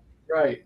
You know, I mean, when you think about it, you talk about the spirit boxes, right? When you use spirit boxes, have you used a spirit box or anything like that, Barry? Yeah, we tried not long after she moved in here, is it the necrophonics box where it tries to communicate? And there were certain words that you could pick up, like the word God. It would say something about God or something that didn't like God or something of a spiritual nature. A few things we picked up, but nothing, we can never get any real clear verbiage out of it, like sentences or even hardly even get fragmentary. I'm sure some people do, but we didn't have any luck with it. But that's one thing that we did try. But maybe we're not trying to write box. Maybe there's another form of that would be better. I don't know, possibly. Well, you have a different language too. Like you could be dealing with something that's like, especially if it's like some kind of elemental. You know what I mean? Like they might not be able to communicate like we would on a spirit box, like the words that are programmed or whatever. Well, yeah. I mean, interestingly enough, you know, if you know anything about the cryptid and Bigfoots, there's the Sierra Sounds, right? The Sierra Sounds are, you know, really unique to the Bigfoot Sasquatch environment because it's a language. It's not just a hoot or a holler. There's recordings, and they had a Navy linguistic expert and decrypting guy go over it, and he was able to discern that there was a viable language here. So it would be one of those things where you possibly take these recordings and give it to the right person who could begin to filter out the noise and start to find those, I guess, again, I'm no expert at this, but you know, those things, whatever they're going to be that suddenly show up repeatedly that say, oh, this is a language, that might be something to look at too. But technology wise, I know that the spirit box technology has come a long way. Like you're able to now eliminate the static white noise and just pick up the words. Like they've gotten that far. And I mean, I don't know the details of it. I just watch a lot of fanboy stuff. Right. Oh, by the way, on her case too, we were talking about a spiritual element a second ago. There was one experiment that I did here at the house with Melody, and we tried playing religious music. We played Ave Maria through a widescreen TV system. I thought, well, I wonder how it would react to a song about the Virgin Mary, and we tried that, and that we did pick up some unique phenomena when we did that. Not verbiage, but there were a mist. And I have it all on camera. A mist comes into the house and it starts wafting around. It seems like it knows where it's going. And if you look closely at some of the shots, if you look into the mist, you can see almost like a rectangular shape in the mist, and you can see a face looking out at you from that. It looks like eyes, nose, mouth, and then it dissipates kind of. And again, there were orbs of light as well, but we picked up a mist. I know there's been a little bit of that outside too, we've seen, but that's the only time I remember it, coming right into the house, which is, I thought, very odd. So maybe I need to do a little bit more experimenting with that as well, maybe along that same lines. I'm not sure. Yeah, I mean, Leah, let me look at that again. Leah, there we go. I kept butchering her name. I'm still trying not to mentally butcher it. I have it written down, Barry, seriously. And actually, it says Lee, Lee-AH. So I get it right. But, there's a whole world out there. Leah, you do Reiki and crystal energy, and there's like this whole world. And we were talking earlier about this world, being all energy and quantifiable through today's quantum physics could argue that this stuff is real, and hands down. So there's a whole world to explore around Melody. I think that you should tap into, especially if you're creating this and documenting this for the record. Yeah, leave no stone unturned. Right. Right. Exactly. Exactly. And Leah, if you have any questions for her, you could probably, or advice that you might would give her, we're happy to hear that as well. We'll bring a couple of clips of some of the phenomena that's been happening here. And it is amazing. I keep finding more and more stuff. Now, it doesn't bother me. I think it's after her. It wants her, and it's attached to her for whatever reason. But the other weird thing about it is, too, that there have been other forms that show up that she's seen before I met her. She saw actually a pan-like creature, half man, half goat, sat on the edge of the bed. Then that could be a form of, like you're saying, quantum mechanics, where these interdimensional beings can morph into things that they've seen in our own culture, in history. It's reminding me of kind of, what was it? I met George Powell years ago. He was the guy who did the Seven Faces of Dr. Lowe with Tony Randall, and he had I think Barbara Eden was in it. She has a scene with a pan-like thing, but that only happened one time.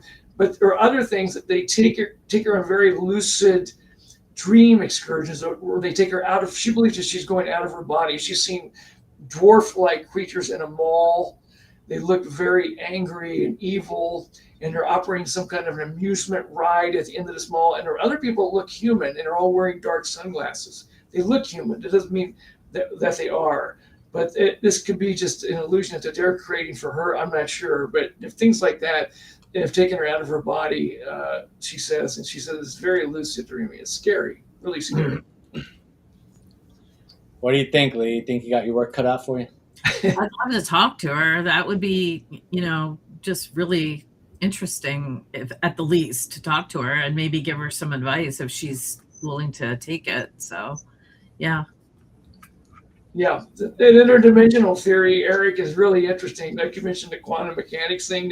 What is it, about 10 dimensions that we don't even know about yet, right? Yeah, and the thing is, I think one of the most striking things about that, which, well, first of all, no matter what you look at, you can look at, I think you all remember the book called The Secret, right? About, the law of attraction, and tried to explain things to people in manifesting these things that they wanted. And I read it, and yeah, I could see why people like, oh, this doesn't work. Because it really just wasn't giving people, I think, what they really needed to understand it at the most. But again, it was a good jump on point.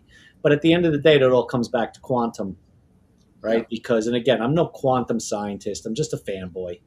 You know what I mean? I'm interested to watch something. I soak it up. And, you come along, I think it was something called string theory, right? In right. Physics, that talks about vibrations. And then you had M theory, which was, I think, membranes and whatnot. So, as they evolved it, or maybe the stuff still is around and it all interconnects. But the one thing that hit me, and again, was most recently, was when they said when you affect an electron here, it has a twin somewhere else. I heard that, yeah. And it could be 100,000 light years away, and that twin is impacted.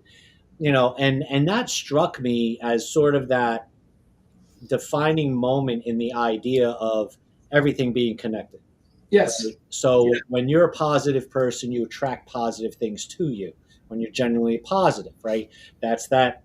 Bring it right down to that electron. It's affecting, right? And so, and then when you add in all the rest of like manifestation and the law of attraction, that's what it is it's resetting your frequency, resetting, I guess, your electrons, for lack of a better term, to vibrate at a certain frequency. So everything is connected. Right. So when you start to think about all of that, now, if you're talking about quantum physics says, well, there's 10 potential dimensions. Oh, wait a minute, that electron theory now amplifies because your electron doesn't have to be in the same damn dimension. Right. So now, what are you impacting in the next dimension, right? Yeah, really. It gets deep. It's like some deep, like, right. Kudos to the quantum physicists with your big giant brains that you can understand all this shit and put it all together. It gets confusing. Yeah. It's massive, but when you drill it down, it's absolutely, in its simplest form, is like, yeah, it's all connected. So if there is another dimension out there, and this is not a ghost or a spirit, but some other being from another dimension, not necessarily a demon, you know what I mean? Because everybody knows how much I hate that pitch. But, well, it makes sense. Now the question is why is it attracted to her? Right. What is it what's the energy she's giving off? or what's that frequency she set that this is attracted to, or if it's parasitic, what is that energy she's giving off that it's living on, right? Yeah. You know, so there's a lot of ways to go with that. It's crazy, but again, as far as I'm concerned, quantum physics validates it all. And I'm wondering if some of these UFO things may even be interdimensional as opposed to something from another planet out there. I've done films on the Mothman and 2 other UFO shows. The Kelly Greenman. I just was at the Kelly Greenman Festival in Kentucky. That's where the UFO landed. They said at a farmhouse, and these creatures came up to the windows, and they were freaked out. And the men started shooting at the creatures through the windows. And so I remember that story. Yeah, I did a recreation of that whole thing years ago, and they showed that whole film back there at the festival. And the other thing I did the Flatwoods Monster. Right. I had some of the very few people that were still alive at the time. In 2002, I got them to talk in my documentary. But the Mothman thing, that's the only one I never released. I will plan to release that at some point. I never was happy with the effects I was trying to recreate at that time, and I didn't have now we have AI, obviously. You can do a lot better job. That doesn't mean it's going to be, a better film or anything, but I did. That's the thing that I think could be something when you're talking about interdimensional as well, because it's a creature that looks like I guess a Mothman, and it also it correlated to UFO phenomena. There were scores of UFOs up and down the Ohio River at that time, and all over the Point Pleasant, West Virginia area, and it's just so odd. It's just so odd, and it was followed by a tragedy. Why that would happen, I have no idea. And I'm not even saying that has something to do with it, but they said that there was a sort of a person that came forward after the bridge collapsed. The Silver Bridge collapsed and killed a lot of people right after this. It supposedly appeared on the bridge, and people said that it signified, tragedy, and it's not the first time that an entity like that appeared somewhere where it was going to be tragedy. Yeah, exactly. So, So that could be, again, that sort of, to me, fits into that interdimensional category of options. Yeah. I mean, again, Leah, was talking earlier about because I was trying to understand the correlation between Reiki and crystals and some of the other stuff she was doing, and it all came down to energy. I mean, did I get that right? All of it, yeah. It's all interconnected. It's all energy. Yep. It's all energy. Everything's energy. I was also going to say too, like we're talking about interdimensions of but we also need to think about when, because it's also our time is not linear. So these other dimensions could be at a different time, not just parallel. Right. And that's a hard thing for people to wrap their heads around, right? Understanding that we live in a linear time in this 3D space. Yes. And that's how we're able to set progress, right? Mm-hmm. And, people will argue that time doesn't exist, but you need the spring solstice and the winter solstice for the harvest. And so there has to be some sort of, way to demarcate those time periods, and then linear time being what it is. I mean, it's hard for people to wrap their heads around and say, oh, well, time exists all simultaneously, because we can't, right now we physically can't grab hold of that. Like, I can't look at me sitting next to me 3 minutes ago and know that that's happening, where 3 minutes in my future I'm over there. It's hard for us to get that. But once you're past this 3-dimensional level, it's a different animal. It's different, right? So, that's what you're talking about. And once you get into that whole time it doesn't exist thing, or time isn't linear thing, now people's heads are going to explode, because it's a lot to absorb, because you literally have to be like a quantum engineer to be like, oh, I understand that. Here, let me show you. And then because it's hard to get around. It really is. It's not. I mean, I'm sitting here, I'm watching the clock. 10 o'clock at night, we know what's going on. Yada yada yada. We started this X number, but for the past me, I'm just getting started. Right. It's weird. Like, how do you wrap it around it? Like, come on. Right. It's hard.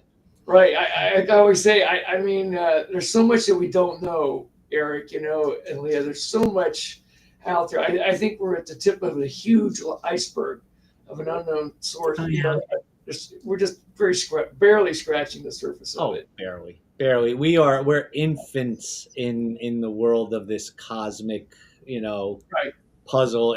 We're so tiny by comparison, and because we're so physical and we have so many limitations in our physicality, we need to be able to have technology to be able to allow us to see what we can't see. That's right. Funny because the documentary project that I'm working on,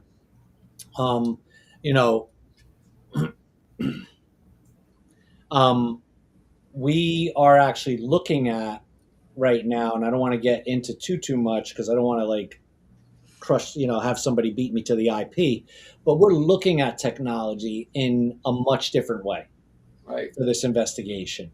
We're looking at, things out there in a much different way on how we're approaching its use, how we're pushing its limits, you know what I mean? And things like that, because, we're trying to say, like, as we do this documentary, what is out there that we just can't see with our limitations, and how far can we push those limitations? Like, can you, people overclock a computer for gaming, right? Can we overclock a camera? You know what I mean? Like, what can we do to it?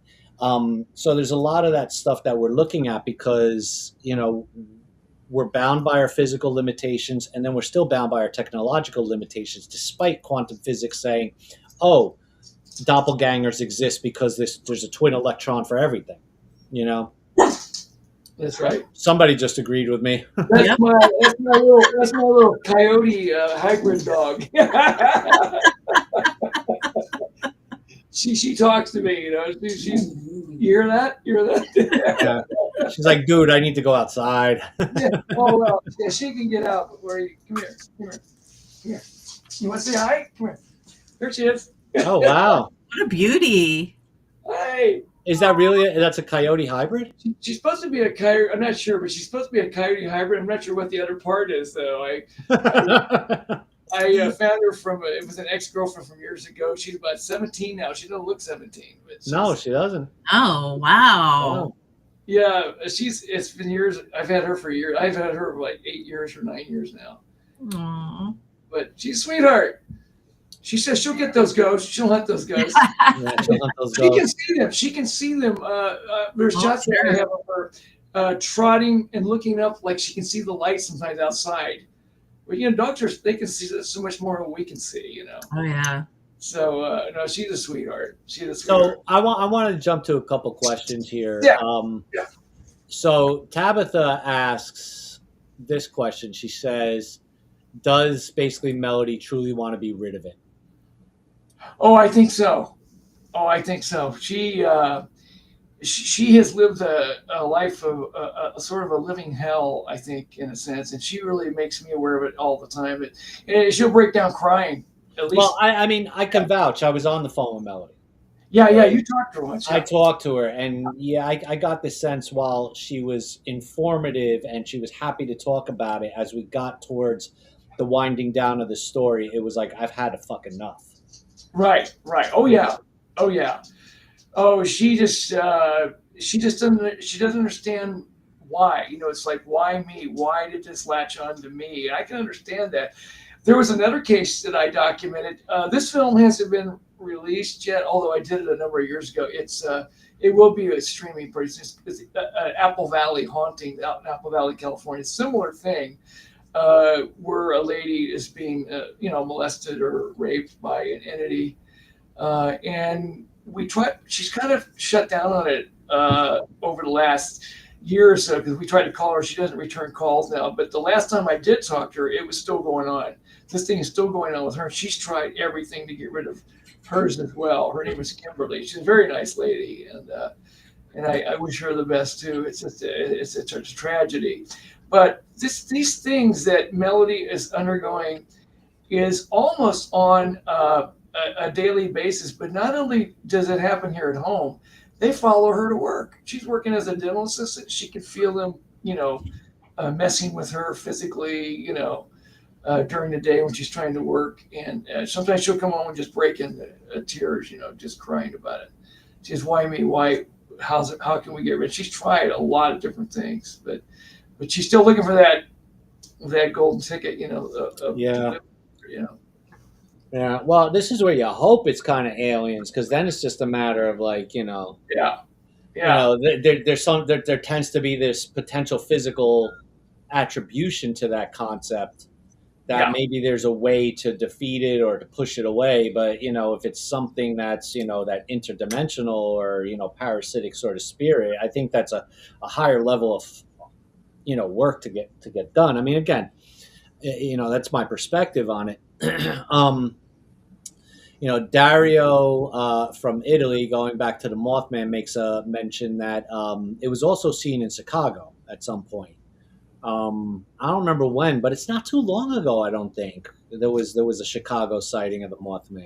I think I heard about that. It was like one or two people saw it. Was it off a high-rise building or something? I'm like not that, sure. Yeah. They saw it flying off of that, but no, that whole thing was really weird. It had glowing red eyes. There was I interviewed a lady. She since passed away, Marcella Bennett. It was fascinating. This was the night after the initial car chase in Point Pleasant with Linda and Roger Scarberry. They were married at the time, and I forget the other. There was two other people in the back seat, another couple. And the next night after that, Marcella was going to go visit one of her relatives, and it was at night. And she actually saw it standing by her car as she got out of the car. It was at the back of the car. It was just standing there, like leaning against the car, and she actually dropped her baby. She dropped her baby and fell on her baby. The baby was okay, but the little girl, and she was okay, but that's how terrified. And they ran it. She came. She's paralyzed. She couldn't move. Then she could move. The creature had vanished at that point. It appeared just very, very briefly. And they ran into the house, and all the people in the house watched the creature, through the window come up to the front porch, looking in with these glowing red eyes. And I didn't know that part of the story. Oh yeah, absolutely terrifying. And when I interviewed her, I'm a very good read of people, usually from doing a lot of television news stories over the years in the day. I'm a pretty good read of people. I can tell when somebody's genuinely frightened, and she was genuinely frightened. That's with Linda Scarberry. I interviewed her too. They're all passed on. I'm just glad that we were able to get some of these interviews on camera, because they didn't give that many interviews. There were a few, but not that many interviews at that time. They didn't want to be people. People would label them as they're crazy. They needed or they're psychotic. They need some kind of help or something. Mental help. These were good people. That's but that was the common stigma back then. And I don't think. Even though, despite the fact that like more than 40-something% of the population believes in ghosts, the percentage that will admit it is that they've seen one, or they've had an interaction, or they were scared, is still not high because of the stigma. It's interesting, despite the internet, despite all the information out there, there's people still unwilling to go, yeah, I believe in that. Yeah.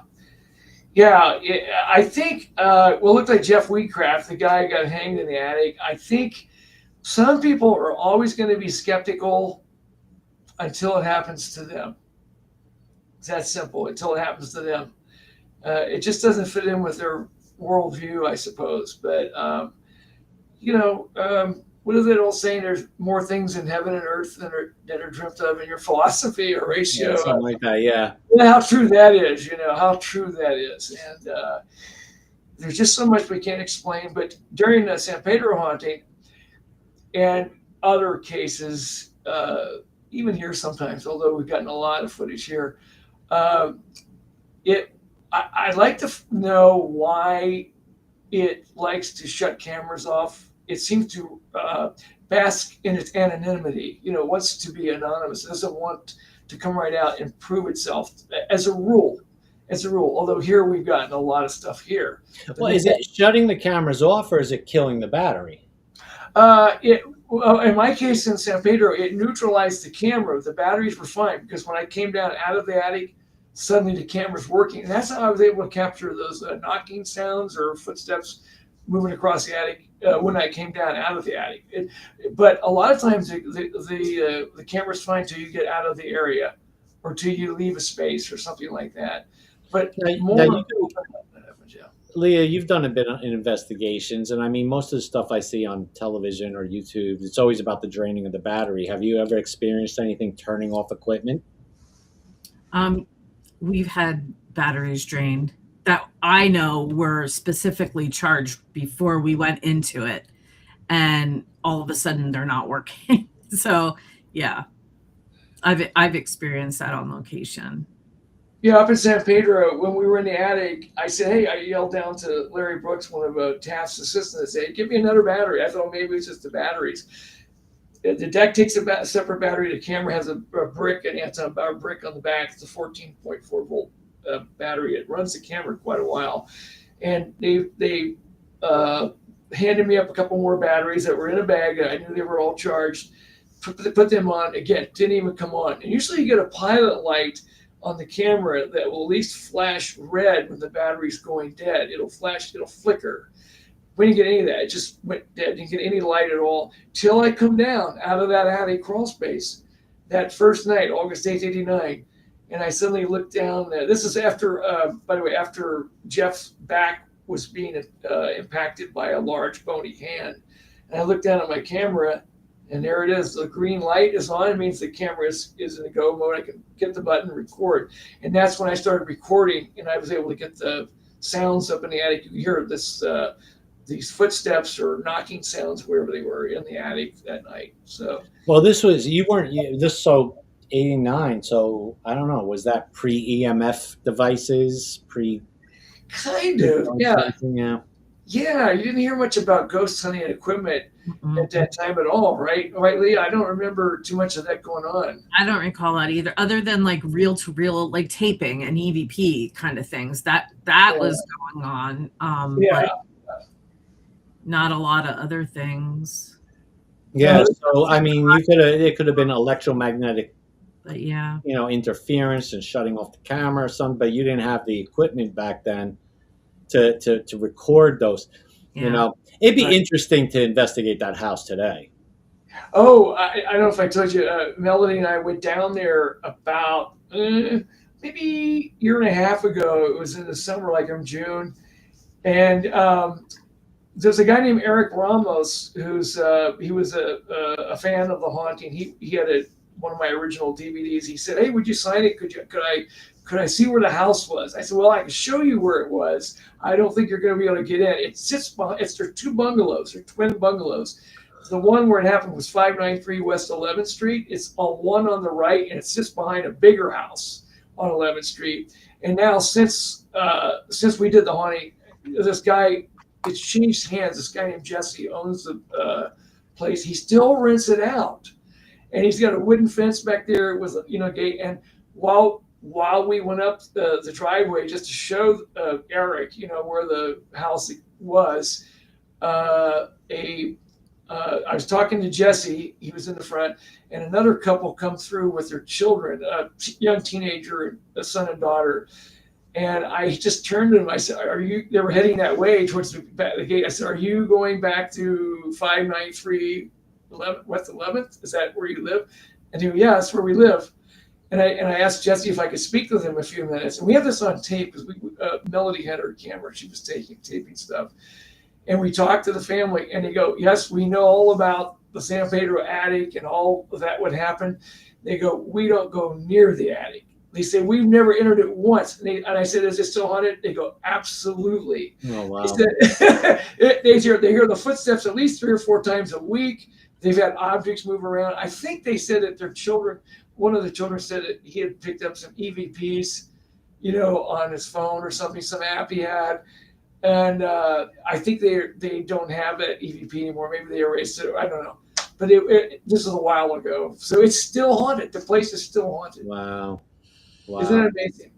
Wow. But that ghost could follow. This is a have ghost will travel story, because not only did it follow Jackie, 5 months later, she calls me. She said, "Oh my gosh, it's back. It's up in Weldon." She's 4 hours north in Weldon.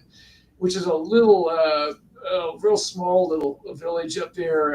And she lived on a dirt road called Chucker Lane in a mobile home.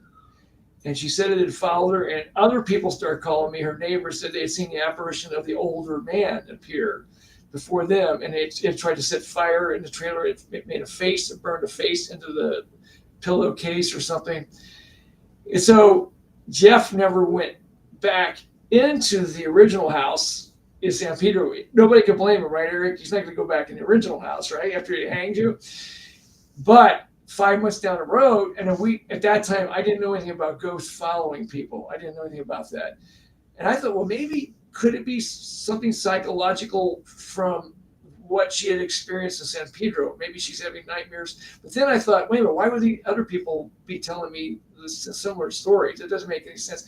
So I asked Jeff, I said, would you go up there with me? Because it's a long drive. And again, we didn't think anything would happen. We went up with our camera gear. This is in April. Believe it or not, it was Friday the 13th when we got up there. It was late, and it went into the 14th. And right away, there was a storage shed behind the house. And she said that scratching sounds and banging sounds would come out of that storage shed at night.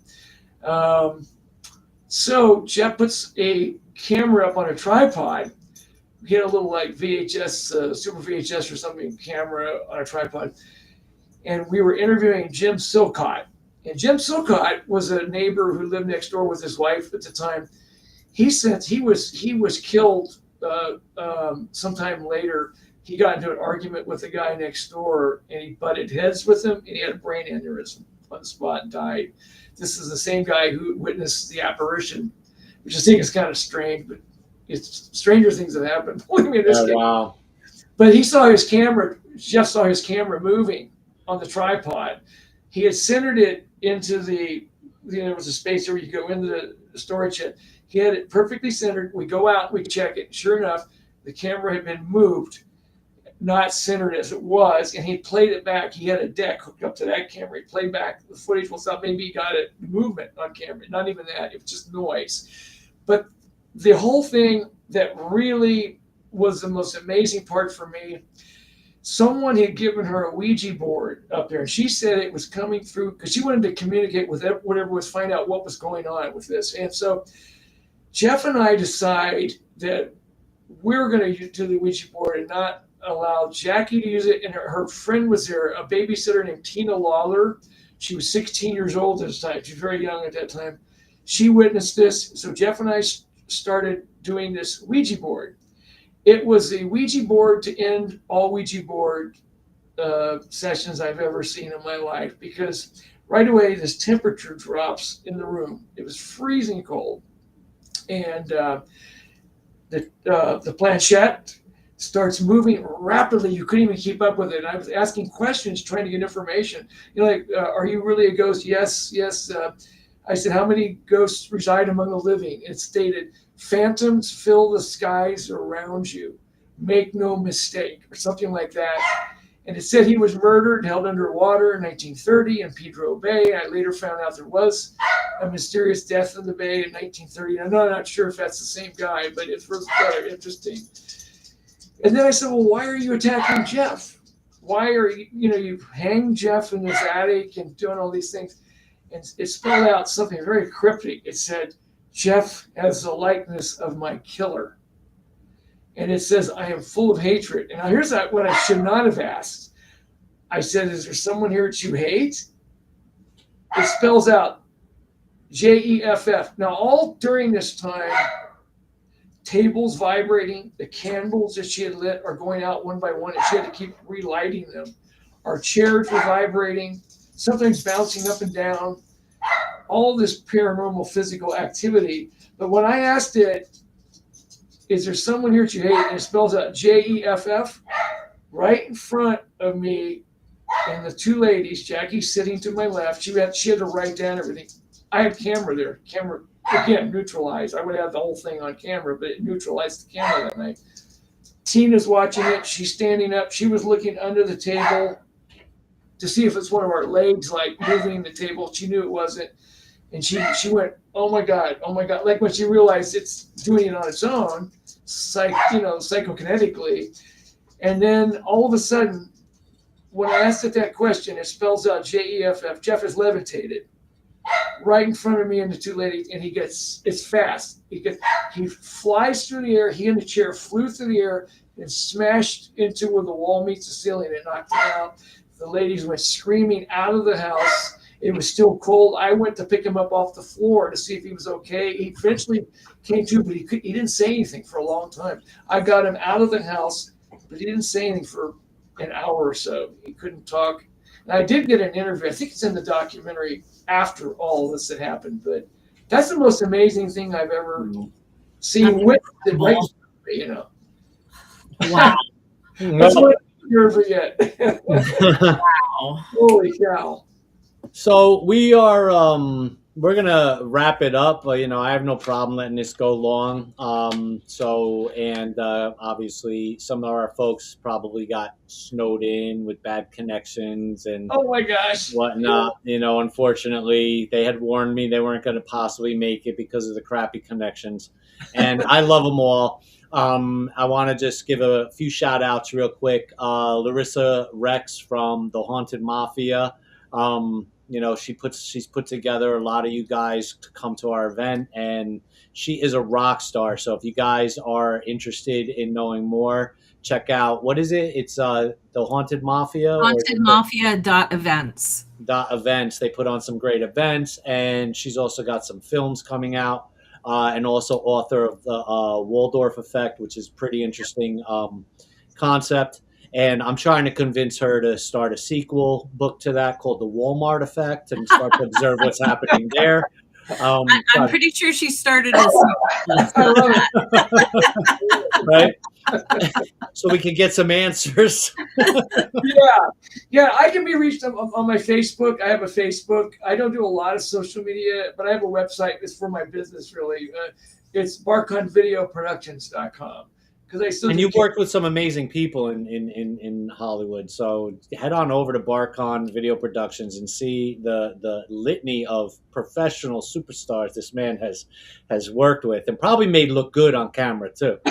Oh, by the way, before we close, I'm gonna say one of my favorite people I ever met as a celebrity, you know, actor was I started out as a newspaper writer in the early '70s and in Ohio.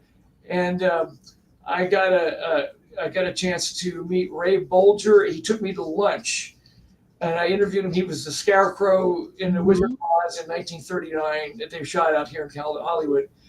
And what an amazing man that he was. I think of all the people that I met, he was so kind and so nice and so informative. I remember he told me this really interesting story. He says that Victor Fleming, who directed it, he was a very tough guy. He was very tough. He said we all respected him because he said he knew everything to know about filmmaking that could be known at that time.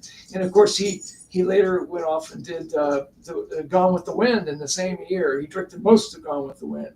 And there was a part where Fleming, he said, was no nonsense. And Judy Garland had a very good sense of humor. She was a very short lady. I think she's 4'9" or something. But she kept blowing her lines when the lion would come out to prove his courage. I think there's a scene where he's trying to chase the dog or something. I'll get him or something. And but she kept laughing every time Bert would come out in this 90-pound lion suit. Actually, it was made out of real lion skin.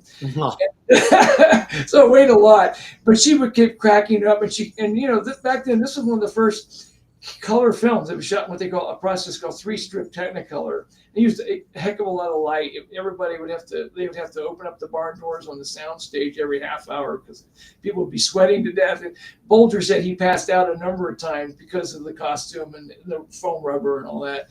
But he said that there was, I think she went through 20 takes, and Fleming, you wouldn't see this today, right? But Fleming actually took her off to the side. I don't think he did it menacingly or hard, but he actually slapped her, gave her a little slap across the face, sent her back to her dressing room.